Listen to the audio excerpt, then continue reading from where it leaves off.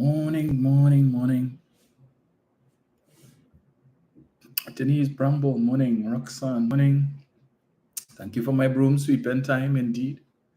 Time for our anthem, yes, Roxanne. Neil Francois, morning, sir, always present. Rookman Gangadine, morning, Rookman. Rude Trude, morning to you. Kate Borrell, good Sunday morning to you as well. Alberta Sampath, morning. Cyril Mayas, morning, sir. Pauline Buckmeyer, morning, Pauline. Joining us all the way from Florida. My favorite place, one of my favorite places, but oh boy. That's a story for another story for itself. Janice Hamlet, morning, Janice. Ruben Rogers, morning, sir. Althea, morning. Leon Joseph, a friend from Toko, morning to you, sir. Let me see. Roxanne says, Sanford, I don't e-sporters have real choices. Indeed. Get a snack at Levy. What's he saying? Grab a snack at Levy, blag a little bit or something, so that's the tagline. Oh boy, never a dull moment in Sweet TNT. Christopher Coffey, morning, sir. J Dimples, morning to you. Juju Bernard, Wazid, morning, sir. Wazid said, get a little shower in Central. Send some this way, Wazid. Let's heat it different. Dwayne Peters, morning, sir. Trini Bree, Leon Joseph, Jenny Cupid James, Annette Beard, Sam, Mayana Trim, Jackie Graham, morning, guys. Winston Bachelor, the PhD troll is here. Oh, Lord, Father. Oh. Anyway, welcome nonetheless. Cheryl Mitchell, Larry McMillan, morning. Jeremy Lewis, Mikkel, Pamela Connor. See who I have on Facebook. Margaret Thomas, morning. Margaret Marva James, morning. Mother Marilyn Wanza Cloud, morning to you. Morning, Angie.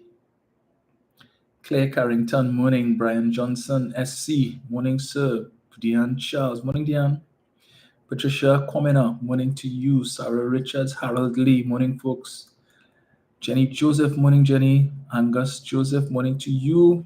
Adriana Alexis, morning. Ruth Fronten, morning, Ruth. John Harry, morning, sir. Joy Ragunanan, Judy Small, morning to you guys. Morning, Carol.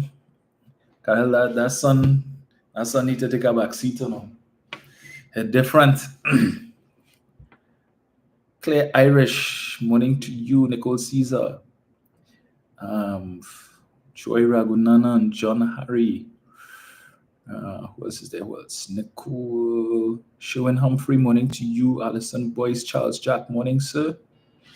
Wayne Wolf. Who is calling me on this? I can't take that call. Cannot take that call, unfortunately. So what's going on here? Right. Bertram Joseph, Angela Crick Wright. Who else is there? Jenny Dorset, Jennifer Ferron, Betty Lynch, morning all. Ian Clouden, morning, sir. Donna Seeley, Philomena Collins. Yes, less visits, Angie. Sigh. A lot of trips had to be put on the back burner. I had 2 trips, Panama and Barbados. Sigh. And I was looking forward to those 2. Emmeline Harvey, morning. Jocelyn Smallwhite, morning to you. Andrew Horton, Facebook playing with me this morning. Veronica Jack, Ashlyn Robertson, Pammy Gray. Indeed. Anne-Marie Montique, Maria Lyons, morning, Maria.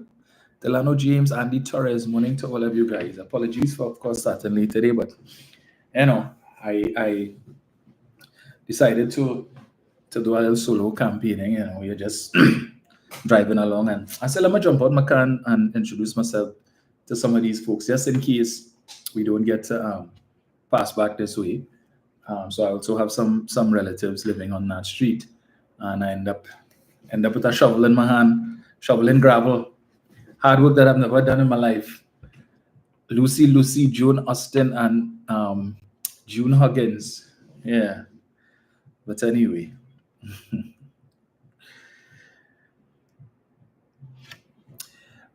Deborah Edgehill, Celestine, Alain, Karen Spooner, Emerson Brown, Michael Mapp, morning guys.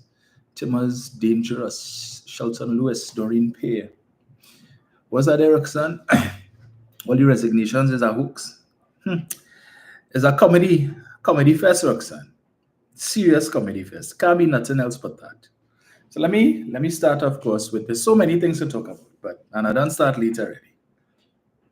First off, let me just touch a little bit on Tobago, right? Quickly. I see they're having their special convention this morning in order to be able to present their two candidates. So we still don't know who the candidate for Tobago West is, because last Sunday afternoon, the TPP put out a notice indicating that they had reopened nominations for that particular seat, because the two persons who were screened, one of them being Trevor James, was weighed, measured, and found to be wanting.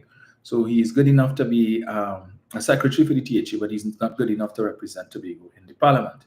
I can't remember the other guy's name, but they were both rejected, and calls went out for new persons to come forward to be screened to contest the seat on behalf of the TPP, and then the bell was rung.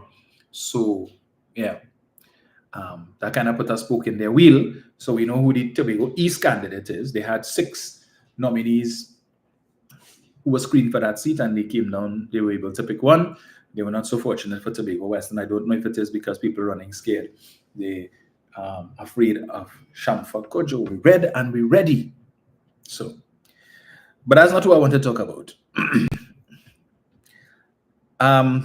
IDA, election called while economy struggling. The election was called at a time when the economy is struggling and back pay issues remain unresolved, according to Denise Soyafat Angus, political leader of the Innovative Democratic Alliance. Following the election date announcement, Soyafat Angus told Guardian Media that voters will head to the polls distracted from the government's poor performance. She pointed to the recent $1 billion commissioning of a hospital block 2 weeks ago, followed by a partial commissioning of the A&R Robinson International Airport Terminal, calling it a strategy to mislead the public. At a time when the economy is at its lowest and back pay issues have yet to be settled, will the people reward the PNM for its obvious abuse of public funds over the last week for their own political mileage? That question will soon be answered. Nevertheless, the IDA is ready for the elections. The IDA claims these actions demonstrate that the ruling party has misused public funds for political gain. Meanwhile, Soyafat Angus said her party is set to introduce its candidates at a media conference on March 25th. Denise Soyafat Angus was somebody who I really liked, but she has turned out to be a colossal disappointment. This is somebody who was a long-standing member of the PNM, right? And we all know the whole saga with her running for the leadership of the Tobago PNM, how that worked out and so on. And eventually she, certain utterances were made, and if memory serves me correctly, she would have been formed her own party and challenged the PNM. Well, prior to forming her own party, I think she challenged, and she knows what the Constitution says, so she was expelled from the party. But you would never believe that this is somebody who was a long-standing member of the PNM. This is somebody who served as the presiding officer in the Tobago House of Assembly under the banner of the People's National Movement, and is now talking this rubbish about the election was called at a time when the economy is struggling and this nonsense. $1 billion commissioning. What $1 billion commissioning? There was no $1 billion commissioning. The commissioning cost $1 billion, and it wasn't even a commissioning. Talking about the hospital block and the partial commissioning of the A&R Robinson International Airport Terminal. A strategy to mislead the public. To mislead the public how? Who constructed these structures? Was it not the PNM? Did that not happen under Dr. Rowley's tenure as Prime Minister? So therefore, was it not deserving that his name should be on the plaque, and that these two, among others, should be part of his legacy? I mean, when you're just being petty and ridiculous, this is classic petty and ridiculous, right? Because as you just criticizing for criticizing sake, and you think what that is going to give your party a fillip? The economy is performing at its worst. Really? We just had four of the major banks in this country declaring after-tax profits combined of $4.78 billion. So the economy is at its lowest, according to Mr. Angus. But when the economy wasn't at its lowest, because if it's at its lowest now, it means that all the other time it was much better, right? It was higher. And we weren't seeing these types of profits being recorded. And Samakal just recorded increase in profits. $600 and something million in after-tax profits last year, up from 584 last year to 600 and something this year. Well, in the last fiscal. We have Prestige Holdings announcing increase in profits. But you come in to tell us the economy is at its lowest. How?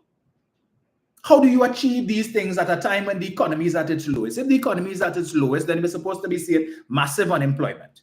People are not supposed to be spending. We are not supposed to be seeing the type of infrastructural development that we are seeing across the country.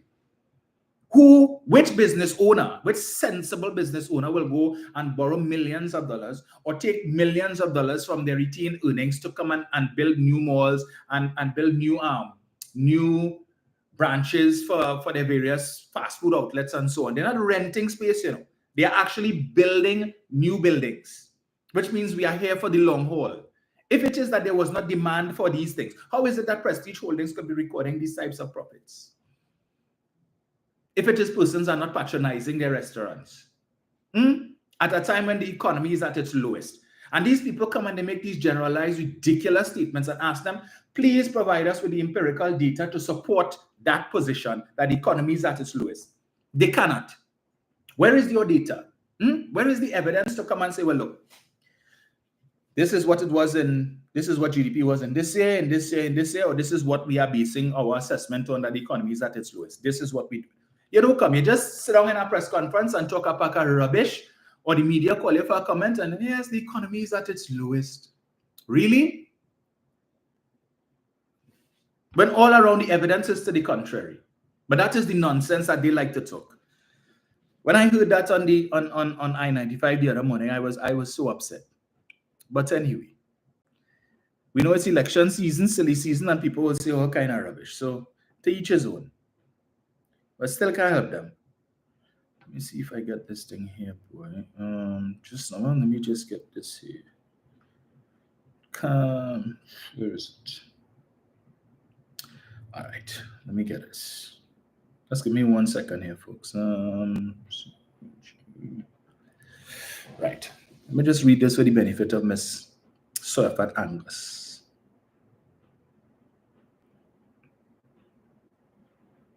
No, let me get this here. Perhaps this is it.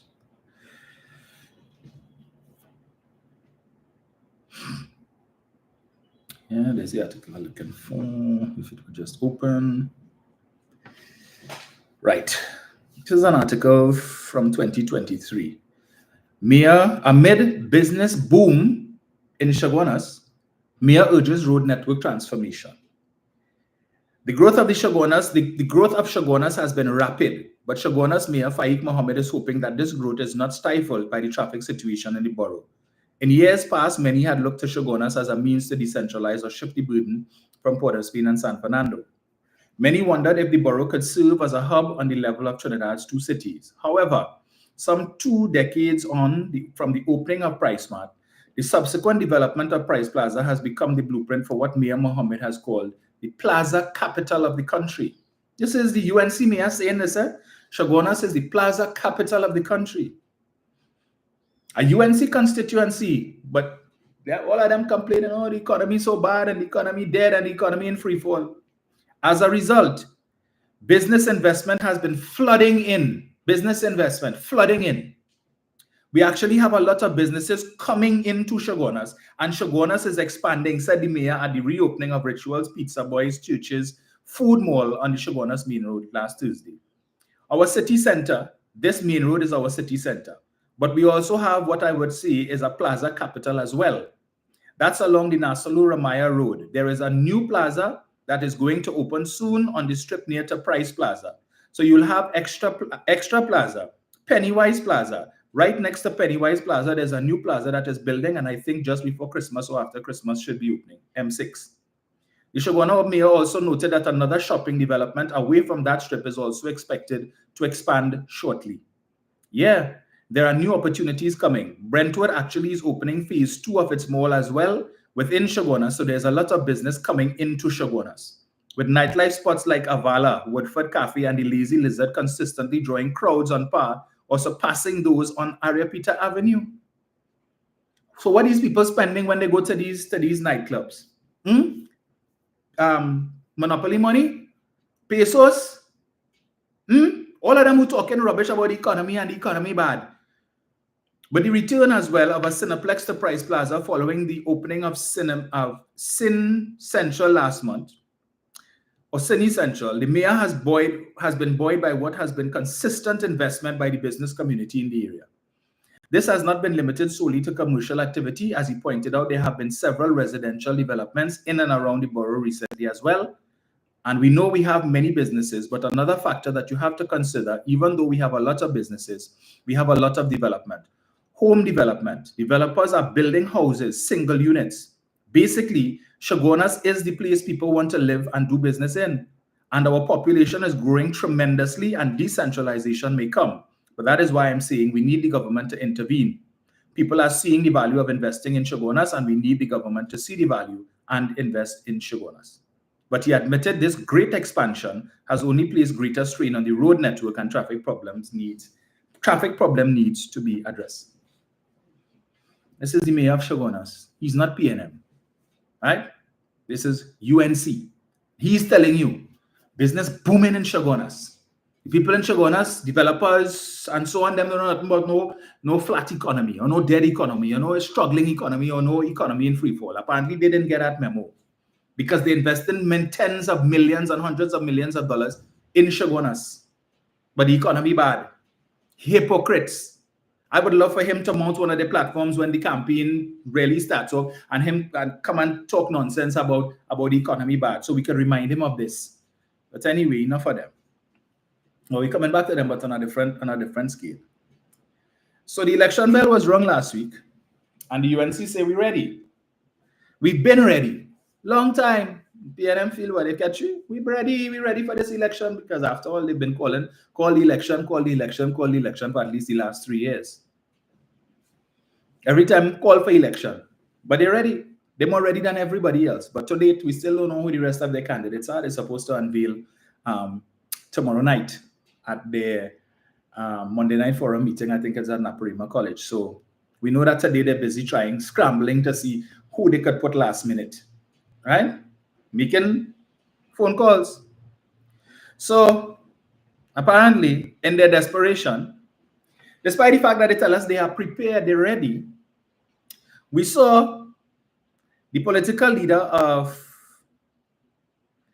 the APP, the All People's Party, one Kezell Jackson, put out a video on Friday in which she says, shortly after, she claims she received a message from one Feroz Khan, who is the UNC's campaign manager, inviting her to a meeting at the UNC headquarters for 4 o'clock with Kamla Persad-Bissessar to discuss possible coalition, her party joining the coalition of interests.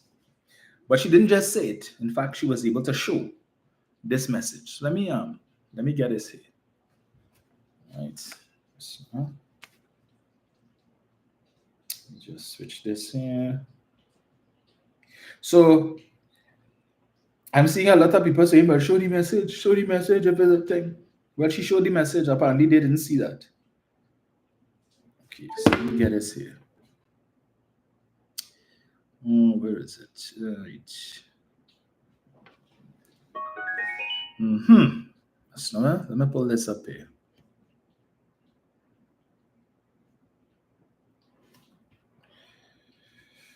Never a dull moment. This election is going to be something else. Something else. Oh boy, oh boy, oh boy.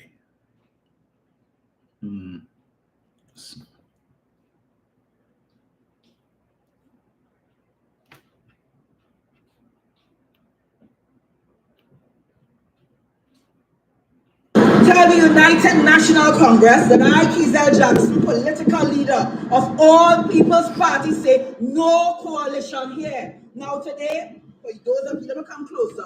Today, for those of you who cannot see and read, I received a message saying, "Good day, Ms. Jackson.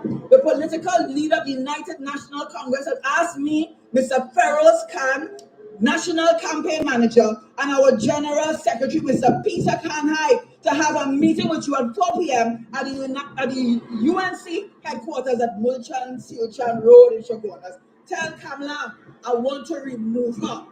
Tell her that there is no coalition to be had here. No meeting will be had, no coalition will be had, because most of these parties are in fear. They are cowering. They don't think that they can stand alone to fight, but this fight is a fight for David, and I am coming for the political alliance. We will take you down to my left. So this is the moment I got. Right. I'm gonna just play that one more time. In case Winston Bachelor went to his fridge to get a red shandy and he didn't hear it, I'm gonna play it for you again. Yeah. Now today, tell the United National Congress that I, Kizell Jackson, political leader of all People's Party, say no coalition here. Now today, for those of you, let me come closer. Today, for those of you who cannot see and read, I received a message saying, "Good day, Ms. Jackson. The political leader of the United National Congress has asked me, Mr. Feroz Khan, National Campaign Manager, and our General Secretary, Mr. Peter Kanhai, to have a meeting with you at 4 p.m. at the UNC headquarters at Mulchan Siochan Road in Chaguanas. Tell Kamala I want to remove her. Tell her that there is no coalition to be had here. No meeting will be had, no coalition will be had, because most of these parties are in fear. They are cowering. They don't think that they can stand alone to fight. This fight is a fight for David, and I am coming for the political alliance. We will take you down." But they're ready. You're ready, but 4 o'clock, but well, not 4 o'clock, 12:37, according to the message, because she showed it, blew it up and saw it on the screen. It's on the UNC Cabal Facebook page for those of you, right? We're ready. We've been ready. Yeah. But 3 days before you're supposed to have your candidate presentation, you are sending messages to one Kizell Jackson of the All People's Party, a pop-up party nevertheless, because based on Persad Sessa's definition, requesting an urgent meeting to discuss what? Because you're looking for candidates. Because some of these people who you might have been looking at to run as candidates, say they realize, this ain't making sense now. I ain't not going to run for no seat that I can't win. Well, they're making me spend money. And when we lost, I out of pocket. And all they crying trouble, oh, we have no money, and we have no money. Nobody willing to come and put up themselves to do what? To do what? What sense that making? All right? Embarrassment? You have $5,000 you want to contribute to the coffers of the state by making your deposit on nomination day. Well, you can donate it. So plenty. The supporters always talking about how much hungry people they have in the country and starving people, and they know all the good things, all the better things the money could be spent on. So here is Miss Jackson, Kizell Jackson of Big Toe fame, coming, exposing the UNC, where the campaign manager, no less a person, the campaign manager. Now, I have not seen the UNC put out anything to the contrary. The quick to jump on say that is fake news. I have not seen any such thing, any press releases or anything from the UNC stating that Miss Jackson's claims are untrue. She have the receipt and she put it up for all and sundry to see, right? In case you say she lied. Because at the time when the call came in, and when you look at the screenshot, you will see there was first a call which wasn't answered, and then followed by the message. At the time when the call came in, she was sitting with her prospective candidate for San Fernando East, right? Someone who goes by the name of the Real Raw Talk. We'll talk about that another time, right? They were doing a video at the time to present, so she couldn't take the call, and then she saw the message and so on. I could probably pull up the yeah, I'll do that just now. But they're ready, but begging for coalition.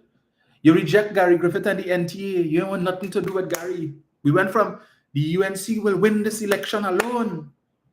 I listening to Prasad Bisasa the other morning. I can smell victory. I could taste it. It is palpable. We could taste it. We could feel it. On Friday evening, 3 days before you're supposed to have your candidate presentation, you begging for coalition with the APP, and you're ready? All right. Well, we know supposedly up until Friday, they were supposed to have had a candidate for Diego Martin Northeast to rival Coleman Burt, who is on his last term. And for a time, that was supposed to have been Gavin Nicholas. Well, Mr. Nicholas has since parted ways over the last 2 days, parted ways with the UNC and the coalition of interests. Now, let us not forget, Gavin Nicholas was a member of the People's Partnership. In fact, when they came into office, the first position he held was that of press secretary, a position unheard in government in this country before, but he was press secretary for a while. So he started off his tenure with the People's Partnership as press secretary, and he left office as Attorney General, if you recall, after Anand Ramlogan was fired in February of 2015, Gavin Nicholas was appointed Attorney General. So he left on a high. So Mr. Nicholas has parted ways with the UNC and has decided that his party, the Movement for National Development, the MND, will be, well, I think he's probably the only candidate. He will be contesting the seat of Diego Martin Northeast on his own with his party, right? So he don't want no part of the coalition of interest anymore. They're united. They're united. He's been there for a while. In fact, last week or week before, he was on one of the morning talk shows on television, bashing the PNM and lifting up the coalition of interest, lifting up this coalition with UNC. So let me read for you all, Mr. Nicholas. And it is important, and I want you all to listen carefully to what Mr. Nicholas put out. So let me get it here. I'm going to take my time because people at some tend to talk fast. But it's just because there's so much to talk about. And not enough time. I'm supposed to work today, but anyway, I'll call my team and let them know what we're doing. Anyway. Let me see. So, all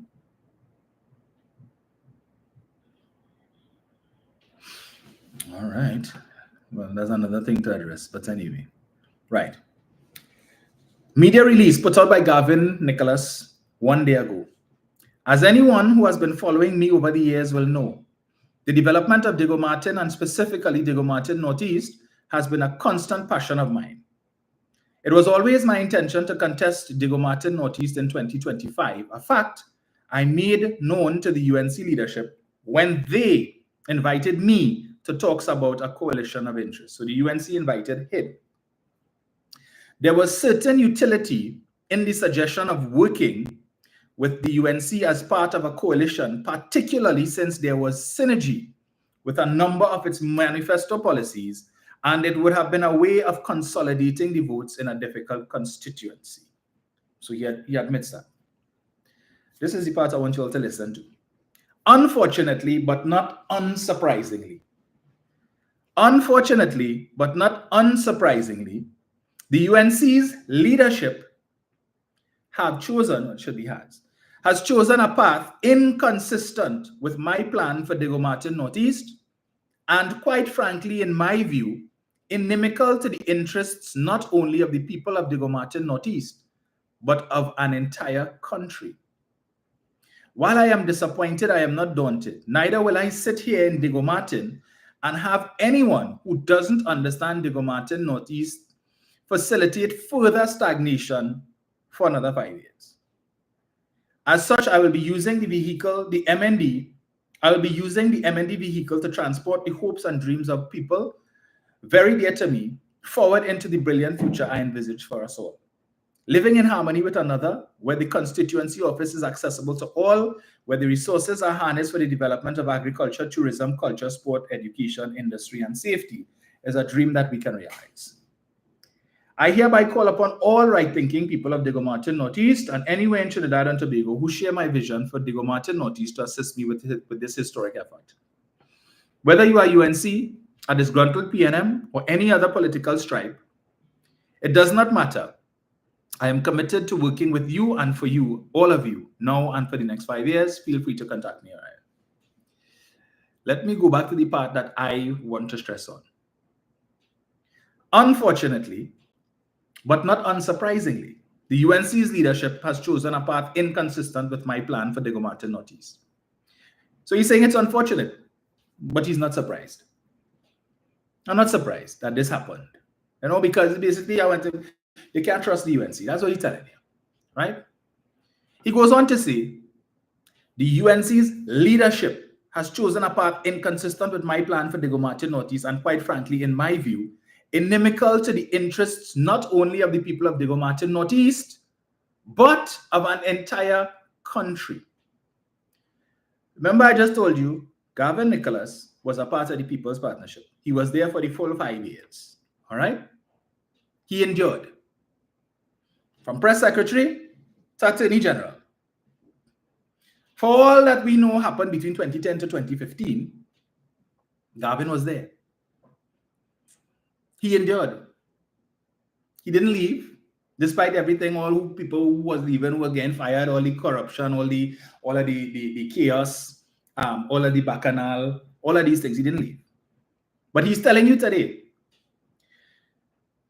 I can't stay with him. You see this coalition, the one with 2010 to 2015, I could have worked with that. But you see this new one? Can't work with that. No way, no day. So he's telling you this coalition of interest is worse than the one that they had between 2010 to 2015. He could have stomached that one, but you see this new one that they're offering you for 2025? Forget that. Just last week, just a couple days ago, Gavin Nicholas was in the belly of the beast. He was negotiating with the devil. It took him a while, but he finally realized that the devil is a liar and a deceiver. And having been deceived, he has decided to part ways with this house of ill repute that is called the House of the Rising Sun, also known as the United National Congress. So if he was in the belly of the beast, he served with them for 5 years under the People's Partnership. He has been championing their cause for the last few weeks. And now he is coming to tell you that the path that the leadership of the UNC has chosen is not a good one. It is not good for Diego Martin Northeast, and it is not good for Trinidad and Tobago as a whole. This is what Gavin Nicholas has said. What does that mean? What does inimical mean? Well, let me get the definition here, right? For certain people, some of them, they need to get it. Inimical, tending to obstruct or harm. Going again. Inimical, being adverse often by reason of hostility or malevolence. We're going again. Inimical to excessive managerial control is inimical to, well, they give you an example there. To be inimical is to be harmful, antagonistic, opposed to something. We're going again. Adverse in tendency or effect, unfavorable, harmful, hostile, cold, unfriendly, noxious. We could go again, right? All of these are meanings for unfriendly, demonic, adversary or adversarial. All of these are the definitions for inimical, and Gavin Nicholas is telling you the path that has been chosen by the leadership. He didn't say by the UNC, he said the leadership. Who is the leadership? Kamla Prasad Bisesa, David Lee, Jolene John, Rudal Munilal, Dave Tanku, right? Those are the main ones. Leadership of the UNC, and he is telling you that the leadership of the UNC has chosen a path that in his view is adversarial to the well-being of Diego Martin Northeast and by extension, all of Trinidad and Tobago. He was just with them. He's telling you that. We who have been opposed to them forever have been telling you all that all the while. And more people over the last few weeks have been leaving the UNC, telling you all this over and over. Every single one of them who left. Whether they were up there or whether they're from the lowest rungs of the party. From the highest parliamentarians down to those who were just merely low-level functionaries in party groups or constituency executives. All of them coming and telling you the same thing. The leadership. The leadership no damn good. The leadership no damn good. The leadership no damn good. But you still have people running them down. Still have people running them down. How else you want them to tell you? Who else you want? Even if Kamla Prasad Bisesa were to come on a platform and say, well, listen, the leadership of the UNC is no damn good. But that's what we offer you. They still have the fully dones. who were in to dip their finger for that. But coming on the heels of Gavin's letter and his departure, the whole UNC National Executive, well, the Constituency Executive for Diego Martin Northeast resigned. Right? So the resignation letter came out this morning. Let me see if I find that here. Right. Yes, let me get it here. To the Honorable Kamla Prasad Bisesa, SCMP, missing an A in the middle, political leader of the UNC. Subject, resignation from the UNC Diego Martin Northeast Constituency Executive. Dear Mrs. Prasad Bisesa, we, the undersigned members of the UNC Diego Martin Northeast Constituency Executive, hereby tender our resignation from our respective positions within the executive with immediate effect. For years, we have worked tirelessly to strengthen the UNC's presence in Diego Martin Northeast, build membership, and uphold the party's core values in our traditionally difficult constituency. We have done so out of genuine belief in the UNC's vision for Trinidad and Tobago. However, recent events have made it clear that integrity and principle are no longer valued within the party's leadership. We come back again to the leadership. Let me repeat that. However, recent events have made it clear that integrity and principle are no longer valued within the party's leadership. How long now, Rodney Charles tell all you? Nobody of integrity or nobody with integrity wants to associate themselves with the United National Congress. It is utterly unacceptable that we are now being pressured to support Philip Edward Alexander and his PEP party under threat of being sidelined or blacklisted within the UNC. This blatant act of political coercion is a betrayal of the hard-working, dedicated members who have stood by the UNC through thick and thin. Even more disturbing is the hypocrisy of vilifying lifelong UNC members while embracing an individual who has spent years viciously attacking both the party and its membership. The final straw came with the abhorrent and reprehensible comments made by this individual in the wake of the tragic deaths of a sitting member of parliament and her children. These remarks were not just callous, but outright disgraceful, demonstrating a complete lack of decency, respect, and humanity. By aligning with such a person, the UNC leadership is forcing its members into silent endorsement of these disgusting statements, and this is something we refuse to be complicit in. It goes on to say, we cannot, in good conscience, remain part of an executive that is being coerced into abandoning its principles. The UNC was built on democracy, inclusion, and respect for its members, but under the current leadership, these values have been discarded in favor of personal allegiances and political expediency. We urge the party to reflect on its current trajectory before it alienates the very people who have fought to keep it strong. The UNC must return to its foundational values, or it risks losing the trust and support of those who have dedicated their time and effort to its success. Sincerely, Ricky Shanklin, William Stewart, Leothea Lawrence, Gillian Delves Alain, Jazeel Joseph, Althea Hagley, and Joanne Belgrave Townsend. So the deputy chairman, the education and research officer, the treasurer, the youth officer, the party organizer, the election officer, and the public relations officer have all resigned from the UNC, right? For the Diego Martin Northeast Constituency Executive. All of them gone. This letter is dated 22nd of March, 2025, right? Yesterday. So if people who have been residing in the belly of the beast for years come in to tell you, listen, we can't stomach this anymore. We can't take it anymore. You see what the party has become? We don't know that. We don't know about that. And we are not prepared to work with that. Even if there is some belief that they could win the election, these people are saying, there are those who feel that the UNC could win, and the coalition of interest could win, but we don't care. We're not even willing to work under such a government. That is what they are telling you. Even if they get into government, we don't want no part of that, because we know that these people are no damn good, and what they would bring to governance, no damn good. So when all these people are running from the UNC, why would you want to run to the UNC to give them your vote for what? To be forewarned is to be forearmed. right? But it seems plenty of they want to FAFO, right? You know, that's a term that is popular now in the US. FAFO, F around and find out.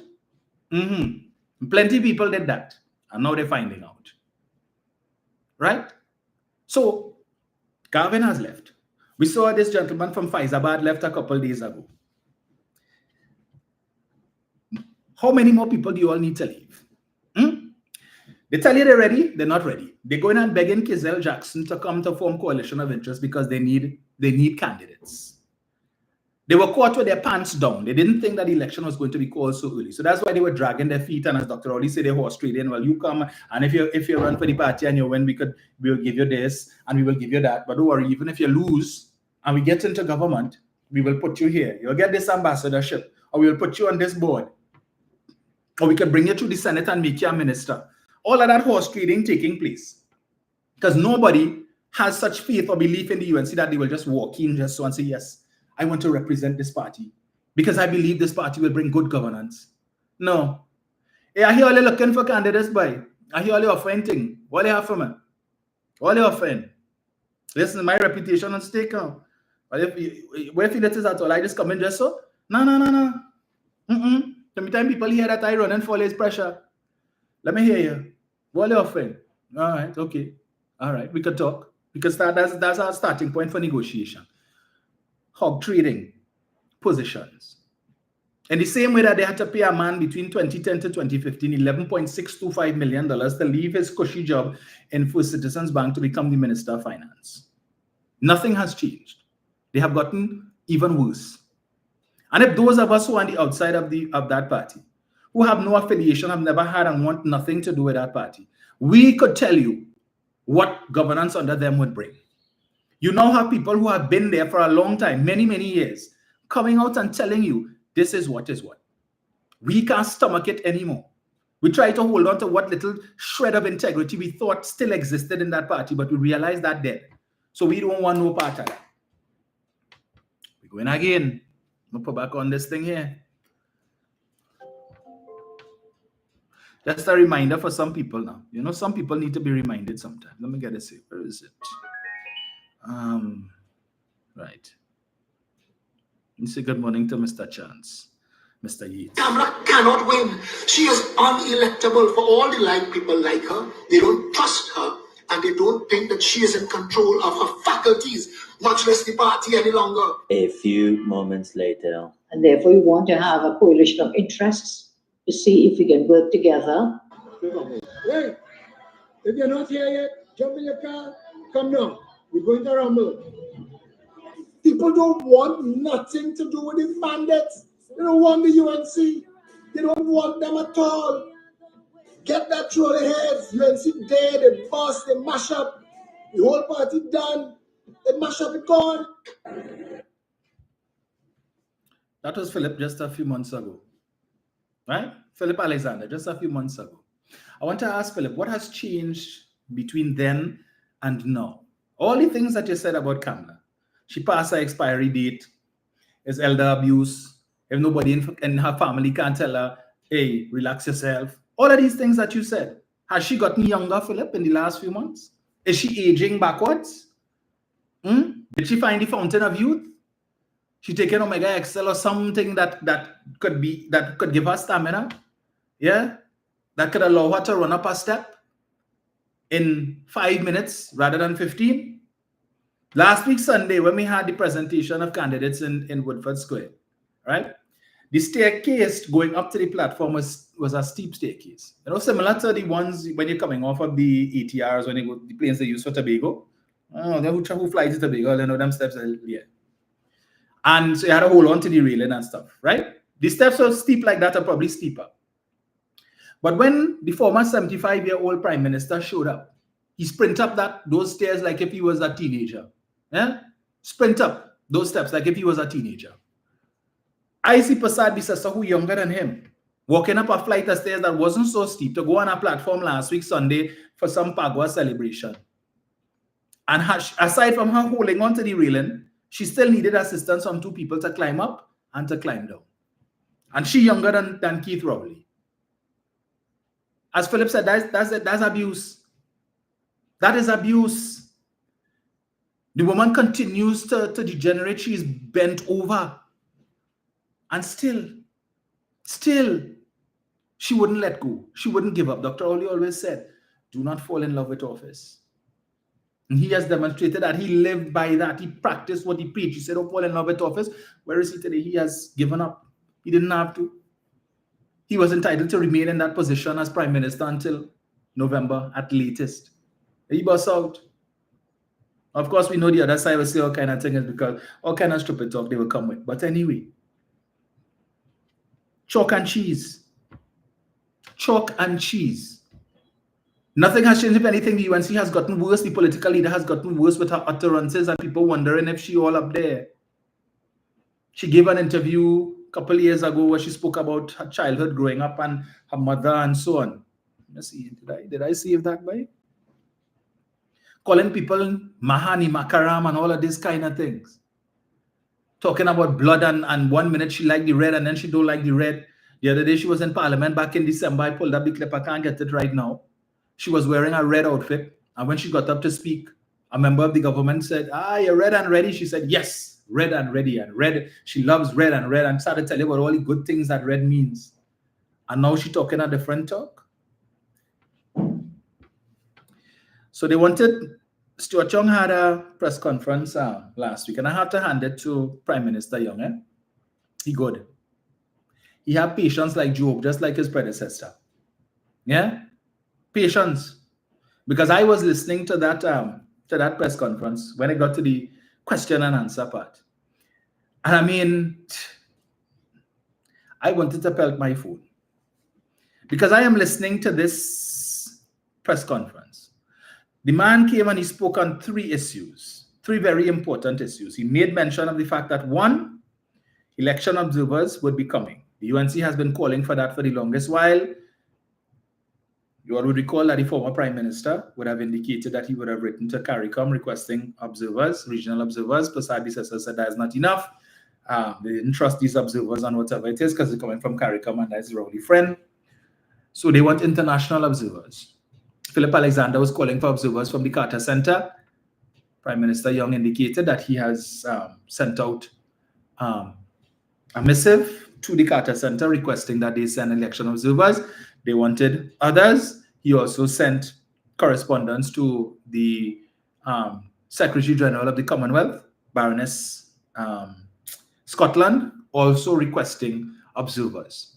So they have two sets of international observers and one set of regional observers. So unless they want to allege, so there could be no claim after the election when they lose to come and talk about, well, this did the election thief and whatnot.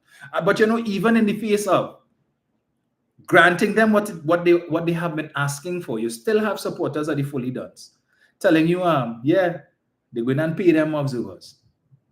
They're going and pay them off. So where you want them to get the observers from? Who? Well, let the UNC bring them. Since nobody the government brings, you all will trust. Well, then let Kamala write and let her bring, because you know she loves to write letters and she supposedly gets responses. Well, let her write and let her bring in her own observers. Right? Because they can't seem to please all there. But Stuart Young came and he spoke about that and he spoke on other matters. You know, these people, the first question, the second question, the third question, the follow-up question is all about that alleged bullying incident that took place 33 years ago. You ask a first question, the man answered. You try to twist the question to ask it in a different way, he answered it again. You come back with the same dotish question again. Because you know you were trying to achieve a certain outcome. You wanted him to say something, so you're trying to lead him down a path to say something. You keep talking about apologize and would apologize and to the victim and what. It was 33 years ago. But are they still beating on this? No questions. The first few questions had nothing to do with the issues that the man keeps. So what was the point of having the press conference? The purpose of a press conference, you come, you raise issues, you speak on whatever your topics are, and then you expect that members of the media will ask you questions pointed to what you discussed. And maybe you will allow a few that might not necessarily relate to what you spoke about. But that particular reporter, the one who asked the first 2 or 3 questions or so, And then she was ably assisted by her fellow reporters who did the same nonsense. She's the same reporter who would have contacted me after screening to ask me about my involvement with the ILP and how do I think people would perceive that I was involved with the ILP and all that. I said, but that is no secret. On my podcast, I've spoken about that on many an occasion, right? So I do understand why you figure that people would be so shocked. Oh my gosh. But again, you're always coming with questioning, trying to lead to certain things, and then wrote an article and put incorrect information in it. Claiming that in 2015 that I ran against Lisa Morris Julia, when the PNM candidate in 2015 was Ansel Antoine. Too lazy to go and do your research to ensure that what you put out there for public consumption when people pay $5 for your newspaper, that it is accurate. But that is what they do. And this is the same reporter who, when she was questioning Prime Minister Young last week, Monday, after his swearing in outside the president's house, spoke about his appointment of Adrian Leonce as the Minister of Housing, and then talk about, well, you know, there are so many of us who want houses, including us here and whatnot. And somebody had to tell her, hey, talk for yourself. I have a house. And she's like, well, me. Who are you sending that message to? Because we know between 2010 to 2015, the government then tried to bribe or to buy the media by giving them things like houses and grocery vouchers and all of these different things. So I'm just putting it out there to let you know I need a house. You know, so if anybody's listening, this reporter needs a house. So if you're willing to offer, I will take a house. That is the depths to which journalism has sunk in this country. Shameless begging. Shameless begging. That's exactly what it is. Not so covert. So then you come to the press. So she's like the new Akash. Right? She's the new Akash. She's the female version of Akash. With a set of nonsensical questions like that. Trying to dredge up and breathe life into something that allegedly happened 33 years ago. 33 years. The alleged victim, of course, that we need to use that term correctly in this instance because Stuart Young was the one who was beaten with the baton, right? Not the other guy. And so we see some new thing now in circulation claiming to be a response from Mr. Khan. But a gentleman would have dissected it and would have identified all of the I don't want to say the inaccuracies, but you know, some of the glaring issues with respect to this post that came out that is supposedly, allegedly from Mr. Khan, right? And he would have identified all of the little things that you could look at. I would tell you, that's not genuine, especially given the fact that members of the media have attempted to reach Mr. Khan, who I think they said lives in Canada now, and he has refused any interviews with any media house. But there's something in circulation now which allegedly comes from him, and it is racially tinged, talking about claiming that Prime Minister Young would have referred to him using racial slurs and so on. Right? This is the depths to which they have sunk. I shouldn't say they have sunk because they were always there, the opposition. So you're not ready for the election. You're still scrambling to find candidates hours before you're supposed to have your candidate presentation. Still trying to horse trade. Still trying to see what other parties you could bring into your coalition of interest, because you realize that the public is not as enthused or excited about this coalition of interests as they were in 2010 with the People's Partnership. Because remember in 2010 when they hurriedly came together and they had this Faizabad Accord. Yeah. And people say, well, okay, it has some good people there, you know. This time around, it has no good people. It has no good people. Who they have in the main? Philip Alexander, who has now caused the entire executive, UNC executive, constituency executive, and Diego Martin, well, the entire to part ways. That filthy, dirty mouth man, disrespectful, right? Who has in the past said the worst of things about Kamala Persad-Bissessar, and in the recent past, nastiest and the worst of things about Kamala Persad-Bissessar and those who surround her. But nothing has changed. If anything, it has gotten worse. But today he's arm in arm. And the only thing that has changed since then, when he said those things to now, is that his legal bills are mounting and his legal liabilities in terms of cases that he has lost, defamation cases that he has lost, and is now required to pay hundreds of thousands of dollars to the persons who he defamed, and he need money. And the quickest way to get that money, according to them, is to get into government. Quickest way. You could buy loyalty, right? The quickest way to do it. So all this talk about good governance, and Philip Alexander has over the last couple of years been itemizing all the different things that he says and he believes could fix this country. But when you really study it, it's a set of BS. And much of what he has been putting forward, because you know his tagline is Philip will fix it. You have a problem? Philip will fix it. You have a leak? Call Philip. Philip will fix it. Whatever problems it is you have, call Philip and Philip will fix it. So easy. We fix it. So a lot of his policies and his beliefs are run contrary to what the UNC's policies are as articulated in their National Economic Transformation Plan for Trinidad and Tobago. So it would be interesting to see how they reconcile the two. Because when he thinks this is the best way to fix this, but the UNC's National Economic Transformation Plan says something totally different. How are you reconciling that? So you basically want to say what? You will capitulate as you did, because remember he was supposed to contest St. Joseph, the St. Joseph seat. That is why he put his party headquarters in Bamboo. So all the time he held bent. Yes, he's going to win St. Joseph and he's going to win St. Joseph. Now he changed his mind and he decided he is going to challenge Stuart Young for Port of Spain North, St. Anne's West. After years upon years of challenging Coleman Bird for Diego Martin Northeast, he has decided now that he's going to head west to challenge the sitting Prime Minister. Well, he must be a glutton for punishment. Clearly. Either that or he just really, really wants to make a contribution to the Treasury. But if he genuinely thinks that he's going to beat Stuart Young, well, all right. Madman thing. Madman business. So as I said, the only thing that has changed has been his need for money. And remember, not to say he Owen Munil is who he was by well, he was supposed to, he lost the case against Andrew Gabriel, but he got, instead of paying Mr. Gabriel $750,000, he had appealed the matter and the judge reduced the amount of money that he was supposed to pay. But he's still owing Andrew Gabriel. He is owing Coleman Bird money. I think he owes Michaela Pandey some money. And there are other matters that are still in the court. So he might very well end up having to pay some more monies. So understand what this man's real motive is. Don't care about you. It's not about the well-being of the country. I need fast moolah to pay all them debts. Because with interest accruing on these judgments, pressure, what does he have? Nothing, right?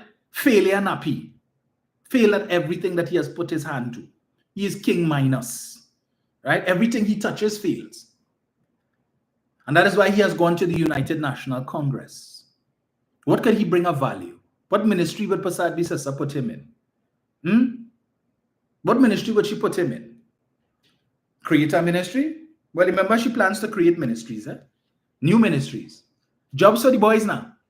We are having now, because the amount of people that they owe in, the amount of people who they're making promises to so that they can get financing. Because I am here, it is that I didn't save it.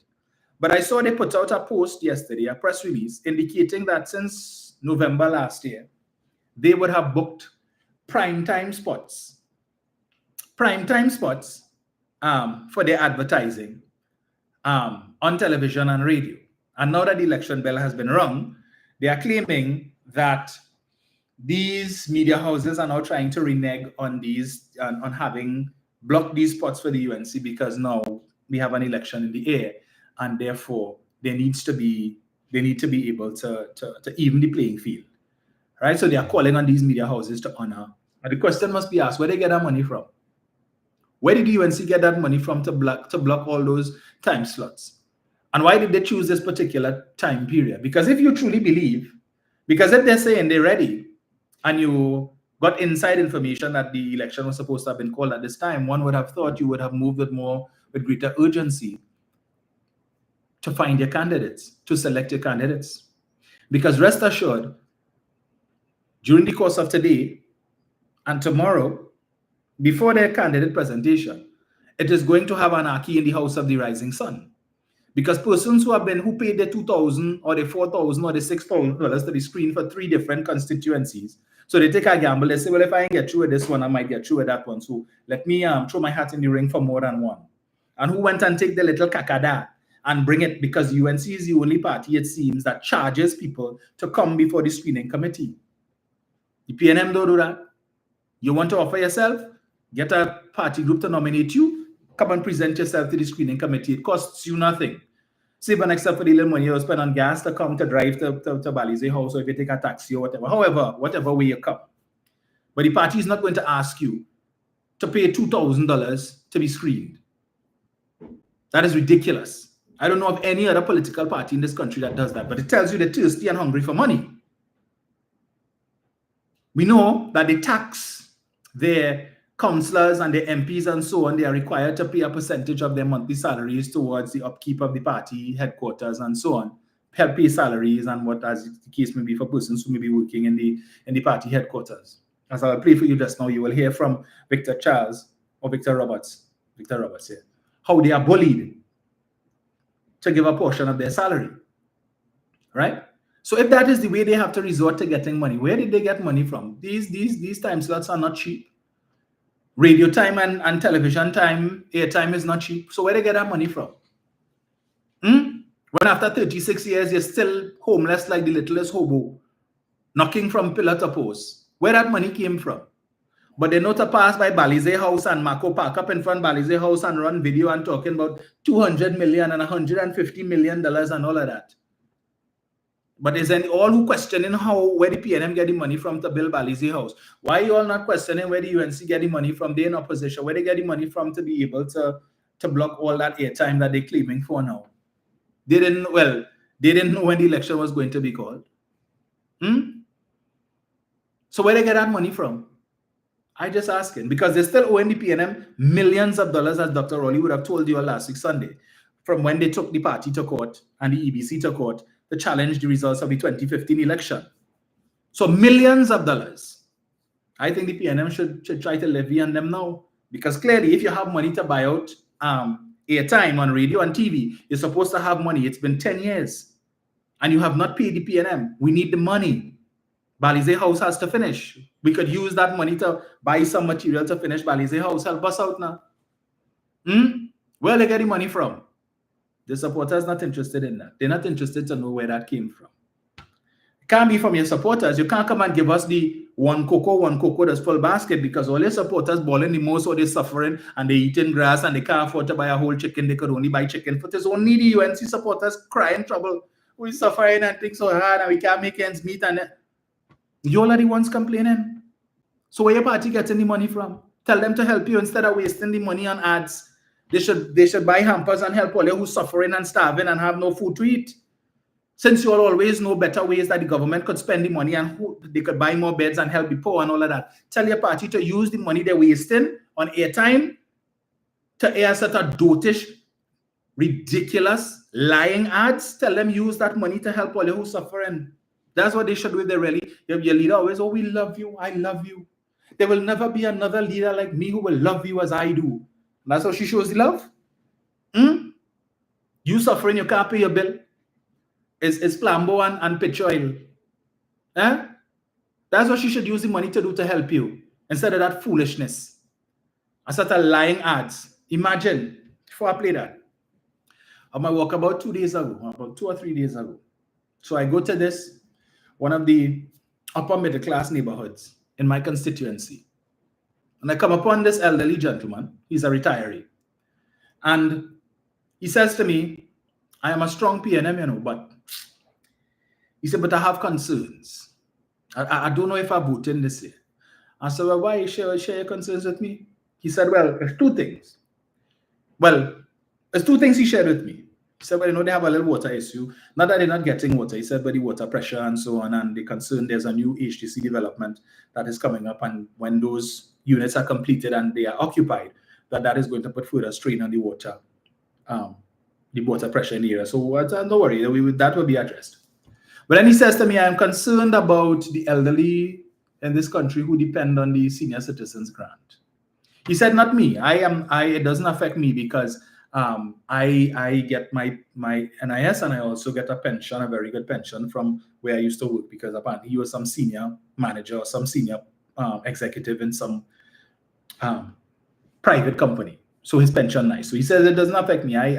But I'm concerned of what I'm hearing, that the government is going to interfere with the pension and take away the pension of senior citizens. I said, so that is not true. Right? I said, I know where you got that from is these ads that UNC is running, where the political leader of the UNC, who should be more responsible, is claiming that the government is going to interfere and take away the pension for senior citizens. I said what the issue was, and I'm surprised that he doesn't know that, because usually these persons would read the newspapers, right? Because your retiree, he doesn't look like he really goes anywhere. Probably you get anymore, you go, you get your newspapers, you sit down, you drink your coffee, and you read your newspapers, you know? But he is expressing to me, and I'm thinking, this is somebody who was a senior executive in a private sector company. I would assume that you have some research abilities.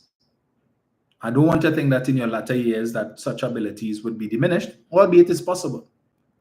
But the fact that, and this is the danger, that when you are a retiree, you sit down home, you have nothing to do, you're listening to the radio whole day, some of them watching the TV, and these ads come up with these lies.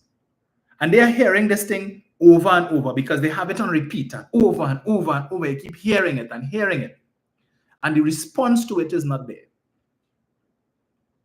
The response to it, to debunk it and let people know what the truth, unfortunately, is not on rotation or on repeat as the lie.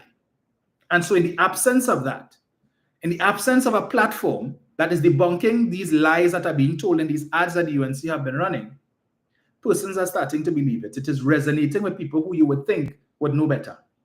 So this elderly gentleman, I'm surprised, and I had to explain to him. I said, sir, the situation was that there was a bill, the pensions bill, that was before the parliament. There was a controversial clause in the bill which spoke to the issue of, which made a provision that if persons had a certain amount of money in their savings and so on, that could impact negatively on their ability to qualify for the senior citizens grant.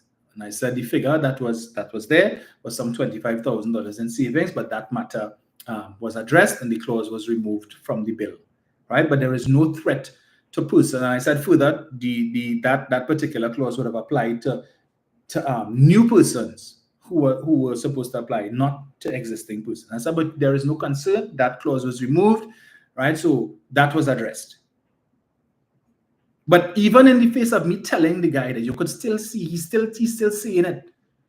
Before I departed from in front of his home, in front of his gate, he's still saying, well, I just had a concern. I just concerned about the senior citizens because I have friends who depend on that for a living, you know, so I am concerned about them, that their pension will be taken away. And you could see the concern on the man's face. But they have crafted these lies in such a way that it is resonating with people. Even person, because as I said, the man started off the conversation by saying to me, I am a strong PNM. That's what he said. But he had that concern. And I have heard the ad over and over and over. And they're playing it on radio stations that they know is supposed to be pro-PNM, but is considered to be pro-PNM, I-95.5. But as Darian Marcel has made quite clear, at the end of the day, the station is a profit-making entity. And therefore, they don't see politics when it comes to ads, when it comes to money coming into the business to be able to pay salaries and pay other expenses. They have a time slot. Somebody come with an ad, they're willing to pay. What the price is, we play it. Whether or not the management may be pro-PNM, it is of no consequence because you don't mix business and politics. And therefore, there needs to be an appropriate response. Some may say that that response is too late in coming. I don't know. But I'm just saying, unfortunately, right? And then there are some things out there that is resonating with the young people as well. I mentioned to you a couple of days ago, you see this thing they call TikTok? Very, very dangerous. Very dangerous. because you have a lot of misinformed, uninformed young people out there who want to become influencers. Yeah, that's the word. They're influencers. They want to be TikTok stars because remember, TikTokers pay money for content. They are content creators. And when you consume or you look at some of the content that they're putting out there, video after video after video, clip after clip after clip, and you're listening, and I am just amazed by the nonsense that these young people talking. They don't know what they're talking about, right? And it's young people, some of them look like they could be in their late teens, early 20s, but listening to the rubbish that they're talking, they have no clue. They don't know the first thing about what they're talking about. But there is an interest in the politics. And it is where they're getting their information from, unfortunately, because they don't have time to sit down here for 2 hours and listen to me. Right? They don't have that attention span at all. So they're scrolling through TikTok and they see something and one of these persons pop up and they will listen. So the clip might be about a minute or whatever it is, and they listen to it a minute, 2 minutes, however, was the max. And they're talking about, Rowley do this and Rowley do that, and 2.6 billion missing and $3.3 billion missing from the missing, and they thief it and they can't account for it. And I'm like, Lord Father, seriously? Seriously? Or the Auditor General report, do you know why they call the election? Because the Auditor General report, they're supposed to lay the report in Parliament on the 30th of April. So they call the election for the 28th, so they wouldn't have to lay the Auditor General report in the Parliament. That is like they don't want people to know about the 3.3 billion. And I'm saying the only Auditor General's report that is to be laid in the Parliament is for the fiscal 2024.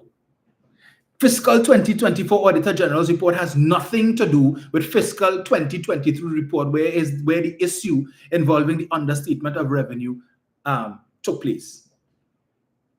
But kick out the PNM, and the idiots that are running that page don't know their backside from the elbow, come in and put out that nonsense. And of course, the fully dunce, the waterfront ilk, running with that.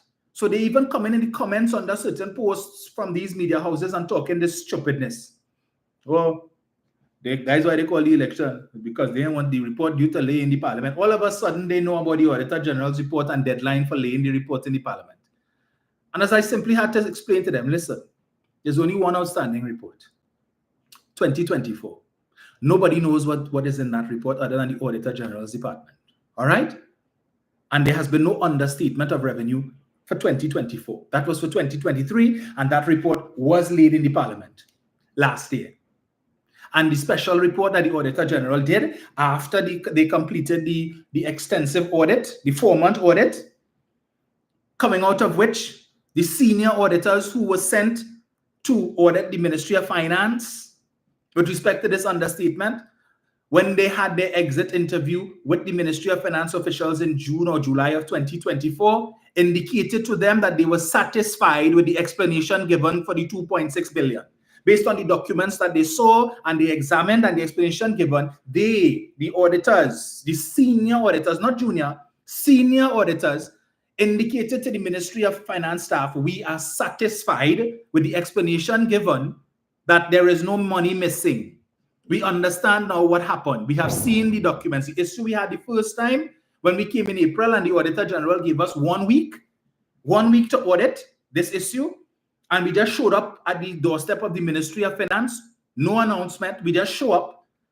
After it is that it took a pre-action protocol letter to prompt the Auditor General to do her job and to send us to undertake this most important audit. And we were supposed to do it in a week. Not giving you all enough time to let you know that we come in and we need to see this document, that document, so that you could put all of those documents in place so that when we arrive, it is there for us to scrutinize.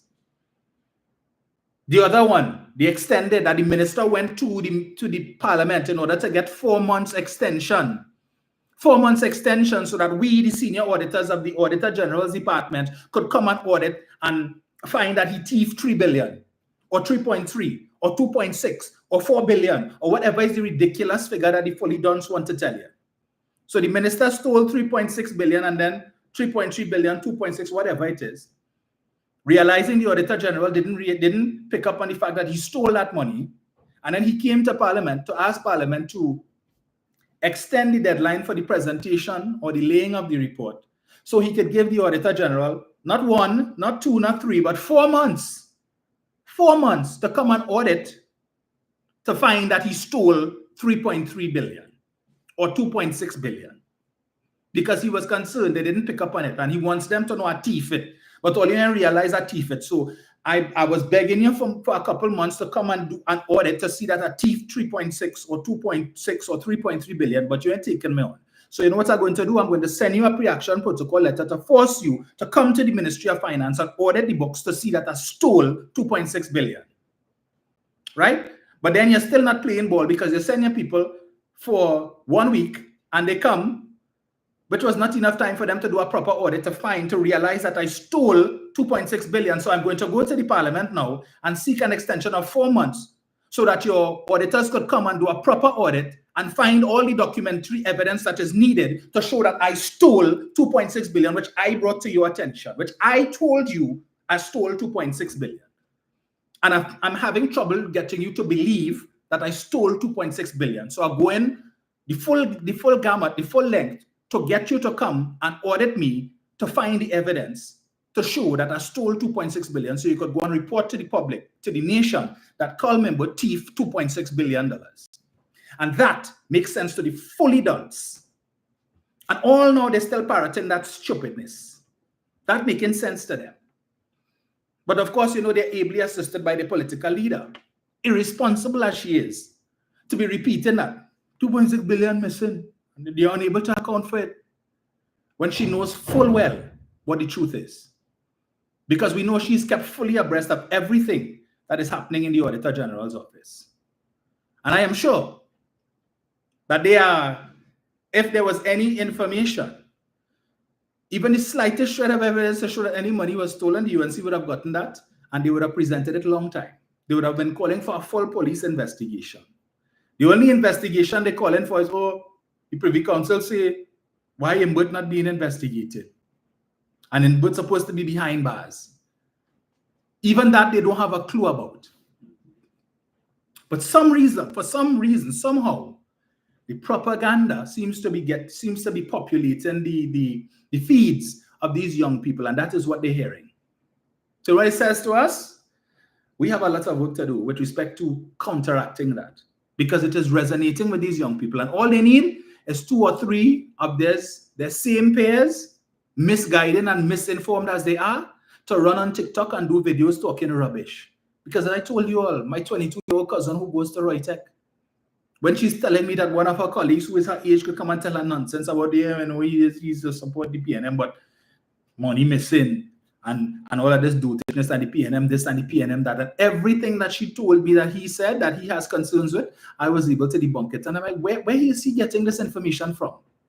Who is he listening to? He cannot tell me that he is PNM and is actually believing this rubbish. And this is a young man who is pursuing tertiary education, which invariably involves research.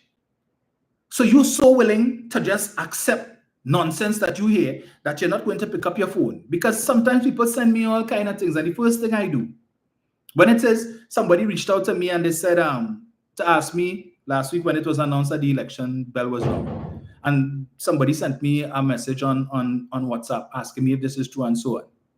I didn't know, so I say, well, let me go to the source. Well, I say if it's true, it's supposed to be on Facebook.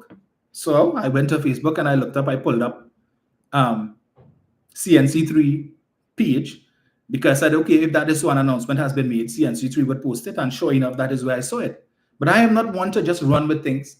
Sometimes you're seeing things, all kind of things popping up on your feed on these different social media platforms. People sharing this star died and that one died and condolences and rest in peace and this is so sad. And I'm saying, really? I didn't hear that. Let me go and Google that. And I Google it and I look in, and I'm not just looking at the first one or the first 2 responses that come up. I keep scrolling through to make sure, but I'm not seeing this anywhere.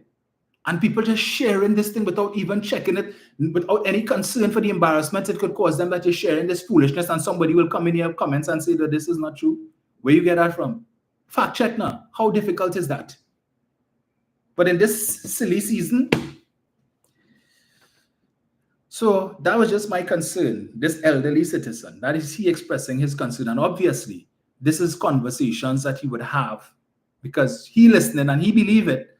And he pick up, remember he had nothing else to do basically. He home, he's a retiree, he relax. Hey, boy, how you going? Here now. I now listening to the radio here and I hear and this, I hear and so on, so on, so on. So like they want to take all their pension. What really going on with this government, boy? Yes, it's about ad running on the radio there. I heard it a few times that they're planning to take away your pension. But what is this? They have a conversation and as they come off the phone, hey, so and so now call me, tell me he was listening to the radio and he tell me watch, listen and he'll hear the ad. They're going on, the government want to take away people pension. You know much people depending on that and so and so? And that is how it spreads. That is how it spreads. So if this guy, who should know better, who was a senior executive, is believing this rubbish. Remember, these people are elderly folks, so they are not as tech savvy, right? So we tell them about going on Google and all of these different things now. Depending on how long ago he retired, he may not be around with all of these different things to go and search and all of that. But let me play this. Let me get this here. Put this on.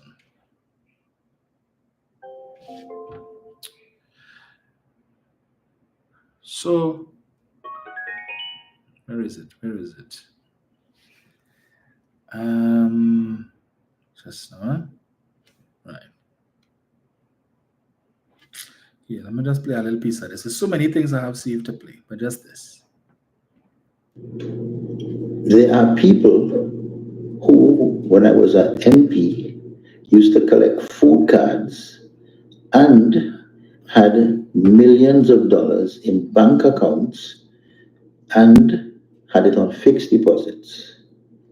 The biggest houses, they collected food cards.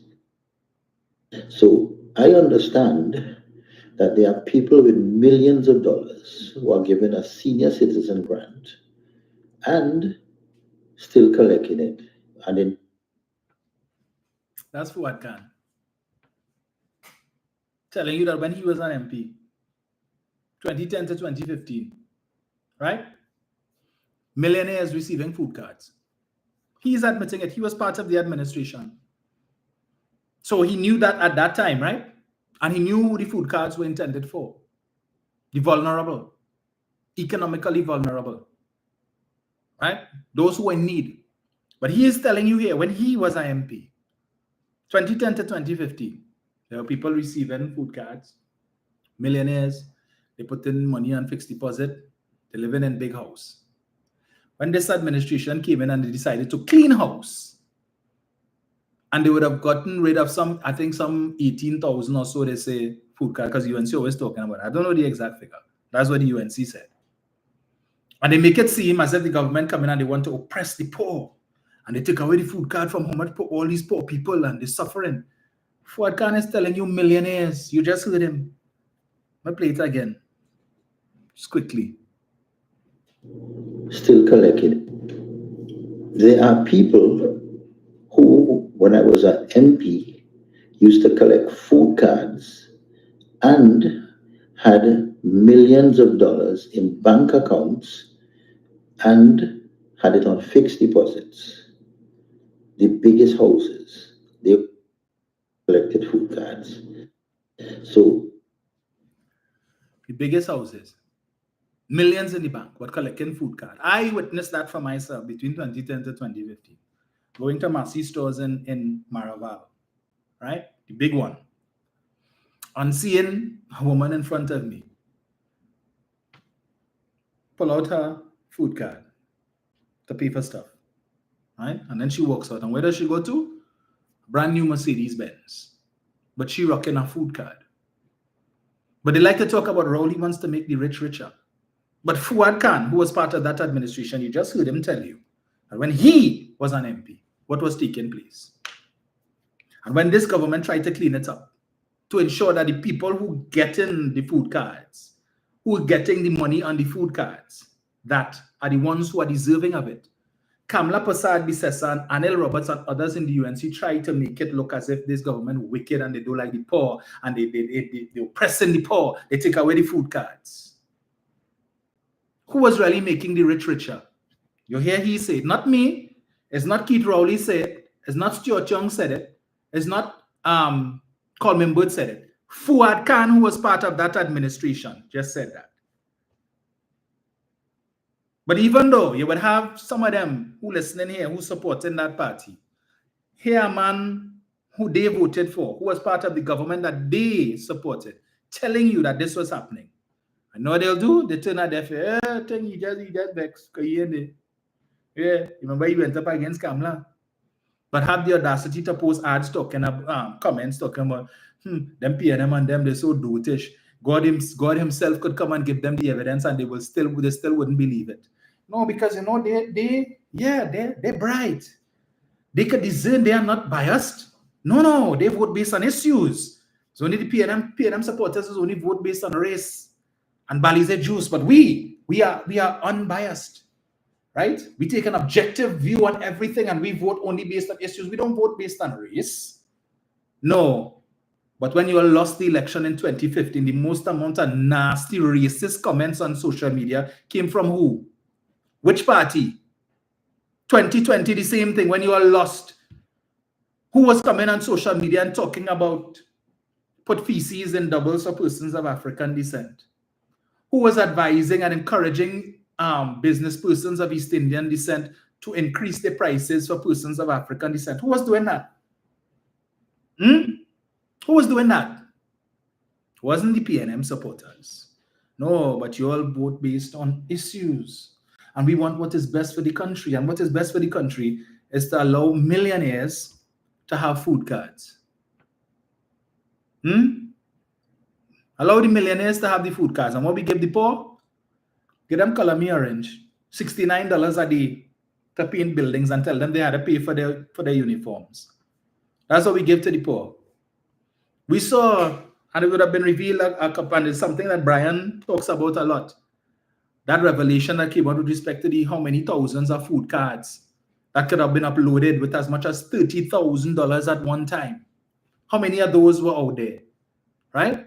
So when you hear Fuad Khan talking about he knows persons who were in receipt of food cards, despite the fact having millions in the bank and the biggest houses, what was the limit on their food card? So when you get in yours with your 400 or your 500, you had people based on what the ministry discovered.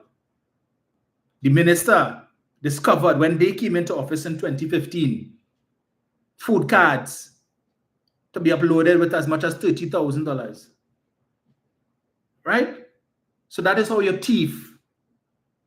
These people invented new ways to thief. So that is what you do. Hand out the food cards to 30,000 and whatever it is, and they know, well, every month when it top up or however often it is topped up, you know, you withdraw, right? And you give whoever get what, as the case may be.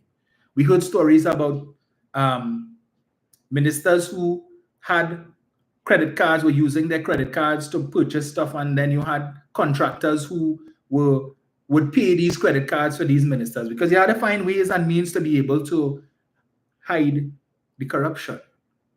So you're a big minister. The limit on your credit card is 50,000, 70,000, 80,000. They give you the black card that have no limit, and you just spend, and send me the statement when it comes. Don't worry. And the kickback, I will just arrange to pay the credit card for you. No paper trail. Right? Go in the bank, and if it is, it has to be paid off over a few days. Because if we come and I just pay there, so they want to know. So, yeah, not to raise suspicion. What is the limit for source of funds? Well, all right. So this week I will pay 20,000. Next week I'll pay another 20,000. So spread it out now. So it remains under the radar. So no source of funds and so on, and no paper trail, so you could get catch. That's all. Right? That's how they operated. But put them back. Let me see. But I want to remind you all, right, that in the UNC's National Economic Transformation Plan, that they are offering you as their solution to fix all of the perceived woes that this country is going through, the economic and otherwise. It is in their National Economic Transformation Plan. Remember that plan Kamala spoke about? To create this National Infrastructure Development Fund using the idle cash balances of the Unit Trust and the NIB. It is still there. So don't say you were not warned. It is there in black and white for all to see and read. The same National Economic Transformation Plan that Mrs. Basad Bisesa keeps telling you, it is on the internet. You could go and look at it. You could go and read it. It is there. Go and see it. See it for yourself. Just Google UNC's National Economic Transformation Plan. It's about 126 pages. Go and read it. So when they come in to lie and tell you, oh, this government wants to take your pension and so on, put them in office. Understand that your little kakada you have sit down in the unit trust could be under threat. NIB, under them, take money that is needed to pay benefits, to go and buy a restaurant. Well, remember that? To purchase a restaurant, never make a profit. Had to end up selling it for less than what was paid for it. So when you check in now how many days left or how many months left till you reach 60 because you're looking forward to your NIS pension, and NIB is telling you that the amount they're receiving in contributions is less than what they are paying out in benefits, and you have the leader of the opposition who wants to be prime minister is telling you she proposes to create a National Infrastructure Development Fund. So when they were there, they leveraged on everything. They leveraged on the Green Fund, right, as collateral for them to run up the overdraft, to spend, so that they could maintain the 60-something billion dollar budget that people became accustomed to. And when this administration came in and decided to exercise fiscal responsibility and said, listen, we can't keep spending like this because we don't have the kind of money that they had, right? So let us use what we have sensibly. That is why Coleman Burt, who they like to criticize and oh, he's a Dwen and he's a square peg and wrong hole and he's an engineer and all this kind of thing and what he know about finance, that he, unlike the $11.625 million man that they poached from FCB, was able to realize a budget surplus in 2022, the first in 14 years. But the bright Winston Dukaran and the $11.625 million man couldn't do that in 5 years. But the square peg and wrong hole, the engineer, the Dwen, he was able to achieve a budget surplus, the first in 14 years. And you know why he did that? Why he was able to do that? Because when it is the additional monies came in, this is the same man they want to tell you thief $2.6 billion. But in 2022, when he had more money because of the war, the Russia-Ukraine war, that would have resulted in an increase in the price of oil and gas, and the country was able to get more money than we had projected. He could achieve that then and continue to run deficit budgets, but he didn't, right? So for the first time in 14 years, the country was able to record a budget surplus of over $1 billion. And as he said, had they not been required by law to put money into the Heritage and Stabilization Fund, the surplus would have been even bigger. But he didn't jump out himself and say, hey, oil prices, high gas price, but we make money, let me spend like first time. Let me go and bribe the population. Let me spend money on all kind of stupidness, which is what they did between 2010 to 2015. Right? He didn't do that. But rest assured, if they were in office, there would have been no budget surplus recorded in 2022. Because they would have come in the media review with all kind of dotishness, new thing that they want to spend money on. Remember the plan to build the causeway from Chaguanas to the waterfront? Remember that? At a cost of $10 billion? Oh, that was a brilliant idea. The tunnel that they wanted to build from, where was it? Tunapuna to Maracas or something. So, brilliant idea. But if the PNM had talked about that, where we were here? Vanity project. Vanity project. It had better things we could spend the money on. We could buy more beds for the hospital. And if they had no medication in the hospital dispensary, and if they had this, and if they had that, and they could buy laptops for the school children. The supporters always know all the different things you could spend the money on. But when they're in office, they don't know that. They applaud in everything. And borrow money to build. I ask them the money that was earned, where it went. Can't answer that. I'm going to play Mr. Roberts here. Where is he? So, give me 1 second here.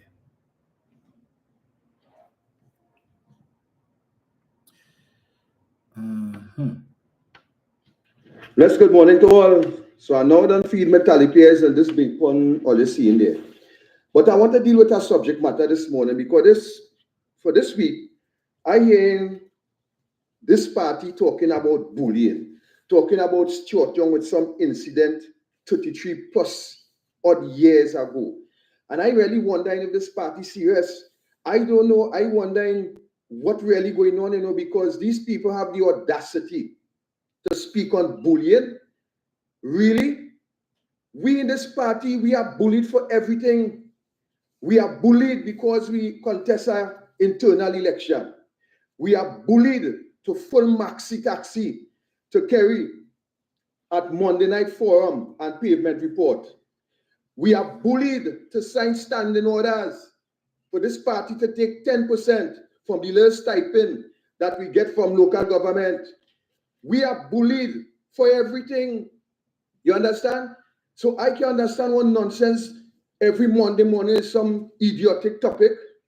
How much people in Natex, wife, had to run to a foreign country because they are being bullied by their husband? How much? Tell me now, how much? All get real, man. Talk about policies. Talk about regenerating and revitalizing the economy. Talk about the policies that is in place to curb crime. Talk about the policies that is in place to assist the needy of this country. But every morning is some dotishness about bullying and bullying. We are bullied to go on social media and make posts to say we support Kamna Prasad Bisesa. And if we do it, it's problems. If we sign standing orders to take 10%, it's problems. So what dotishness are they talking about bullying? Always the biggest set of bullying in this country. Look, all give me a chance here this morning. I go on. Yeah, that's Victor Roberts. He tell you. I love when we get these little clips from those who were in the belly of the beast, so you can hear it from them. Right? And even then, they still wouldn't believe. For instance, I'm seeing here on, that's why I don't like to read the comments, but I'll just read this one from Jason Brown, is it? Telling me about 3 billion missing. Talk about that. I don't know if Jason Brown now jump on to the live, or if what is supposed to be the gray matter that is supposed to be between his ears, in the cranium, if it's something else there. Because I specifically spoke about that just now. But apparently he didn't hear that. Or chooses not to hear or doesn't understand. But I'm not going to revisit it, Jason. So you know what to do? You could replay. If you just joined, replay, and I would have spoken to that issue before. But even then, it still can't help you. Because some of you all suffering from acute cognitive dissonance. You all have held on to this piece of nonsense for so long. And you have become so wedded to it that when the truth comes out and the evidence is presented to show that there is no money missing, no money thief, that it is illogical and is basically donkey logic, you just can't let go of it because you need something to rile you up. You need something to hold on to satisfy yourself as to why you shouldn't vote for the PNM. So that when you go to the polls and you dip your finger in the ink up to your elbow or your shoulder, you could feel good because I put it next to the rising sun. But you can't come here and tell us nothing good that the rising sun could do or would do. You will come and tell us about things that happened between 2010 and 2015 and what Kamla did, and they give out laptop and they bill 106. You know the usual talking points that they feed to you all because they know your intellectual capacity. Some of you all have the IQ of a rock, right? So they need to keep repeating it for you all, and still it can't help you. So they bill 106 school. They give out laptops to the children, and they had baby grants. You know the usual things now. Like the cost of living was lower under Kamla, and they give public servant 14%. Only those. They probably have about 10 talking points that they keep repeating over and over. But ask them, so how does the UNC intend to generate income should they come into office? Because they've been maligning the dragon gas, and our main source of revenue has been coming from the oil and gas sector, right? But the largest contributor to the country's coffers is the oil and gas sector, but we know the challenges that exist. And the UNC coming into office overnight is not going to replenish the amount of oil and gas that we have. Okay? And they have already, the UNC has already sullied any hope that of salvaging a relationship with Nicolas Maduro. So all they're talking about is in-border oil and in-border gas. But if you ask Mr. Brown to tell us what are the avenues by which the UNC is going to generate revenue, he can't tell me that. He cannot tell me that because he has no clue and he doesn't care to know. If I ask Mr. Brown, please tell us, what is the UNC's plan to deal with the issue of crime? He can't tell you. Other than he might say, stand your ground legislation. Ask him what that means. Don't have a damn clue. Not a clue. How do they intend to fix these so-called problems in the health sector? Don't have a clue. Not one clue. And I want to encourage you all, whenever the UNC candidate comes in front of your home, if they care to, because with 5 weeks ago, I don't know how much campaigning they could do and how much walking they could walk. But when they come, ask them these questions now. Because yesterday I had a very productive session in one of the well-to-do, and there are quite a few neighborhoods like that in my constituency, right? A gated community. They afforded us the opportunity to come in, and after the walk, the house to house, they facilitated us with a little Q&A. They have in the community, they have their own a little green space. They call it the greens, where the community has their recreational activities and so on, right? So they were able to facilitate us, and they used the opportunity to ask me certain questions with respect to what I intend to do as MP, and once the PNM retains government, how do we plan to treat with certain things, certain concerns they had, right? And so I was able to address these questions frontally, every question that was posed. And it went from a Q&A to the residents offering suggestions on how we could treat with certain things. And they brought to the fore, they said, listen, we understand. Some people may deliberately choose not to understand or to accept that the government cannot do everything. They cannot do everything in a 5-year period. They can't do everything in a 10-year period, because as fast as they fix certain things, other things become broken. As fast as you fix certain needs and wants, others will come up. So it's an ongoing thing. You can't fix everything. You will walk the constituency and people will point out problems to you. They need drainage, but the amount of money that is required to be able to fix the big drain, right, that is undermining people's properties, and every time rainfall, a piece of the bank, well, they call it the river bank goes, and it is encroaching on people's properties, which is posing a threat to their homes. But it's not just one home, and it's not just one big drain or river, whatever they want to call it like that, in the community. And it's going to take a lot of money to fix. But remember, these are things that are personal to these people, and they want it fixed now. You see, but I'd asked the last MP about it, and it's more than a year now, and you would see the Ministry of Works would have come and done certain work, but not everything falls under the remit of the Member of Parliament. That is why we have councillors. And where the councillors or the council or the corporation or the borough council is unable to treat with it because they may not have the finances so to do, then we could seek the intervention of the ministry. But there are lots of needs in the constituency that cannot be addressed all at once.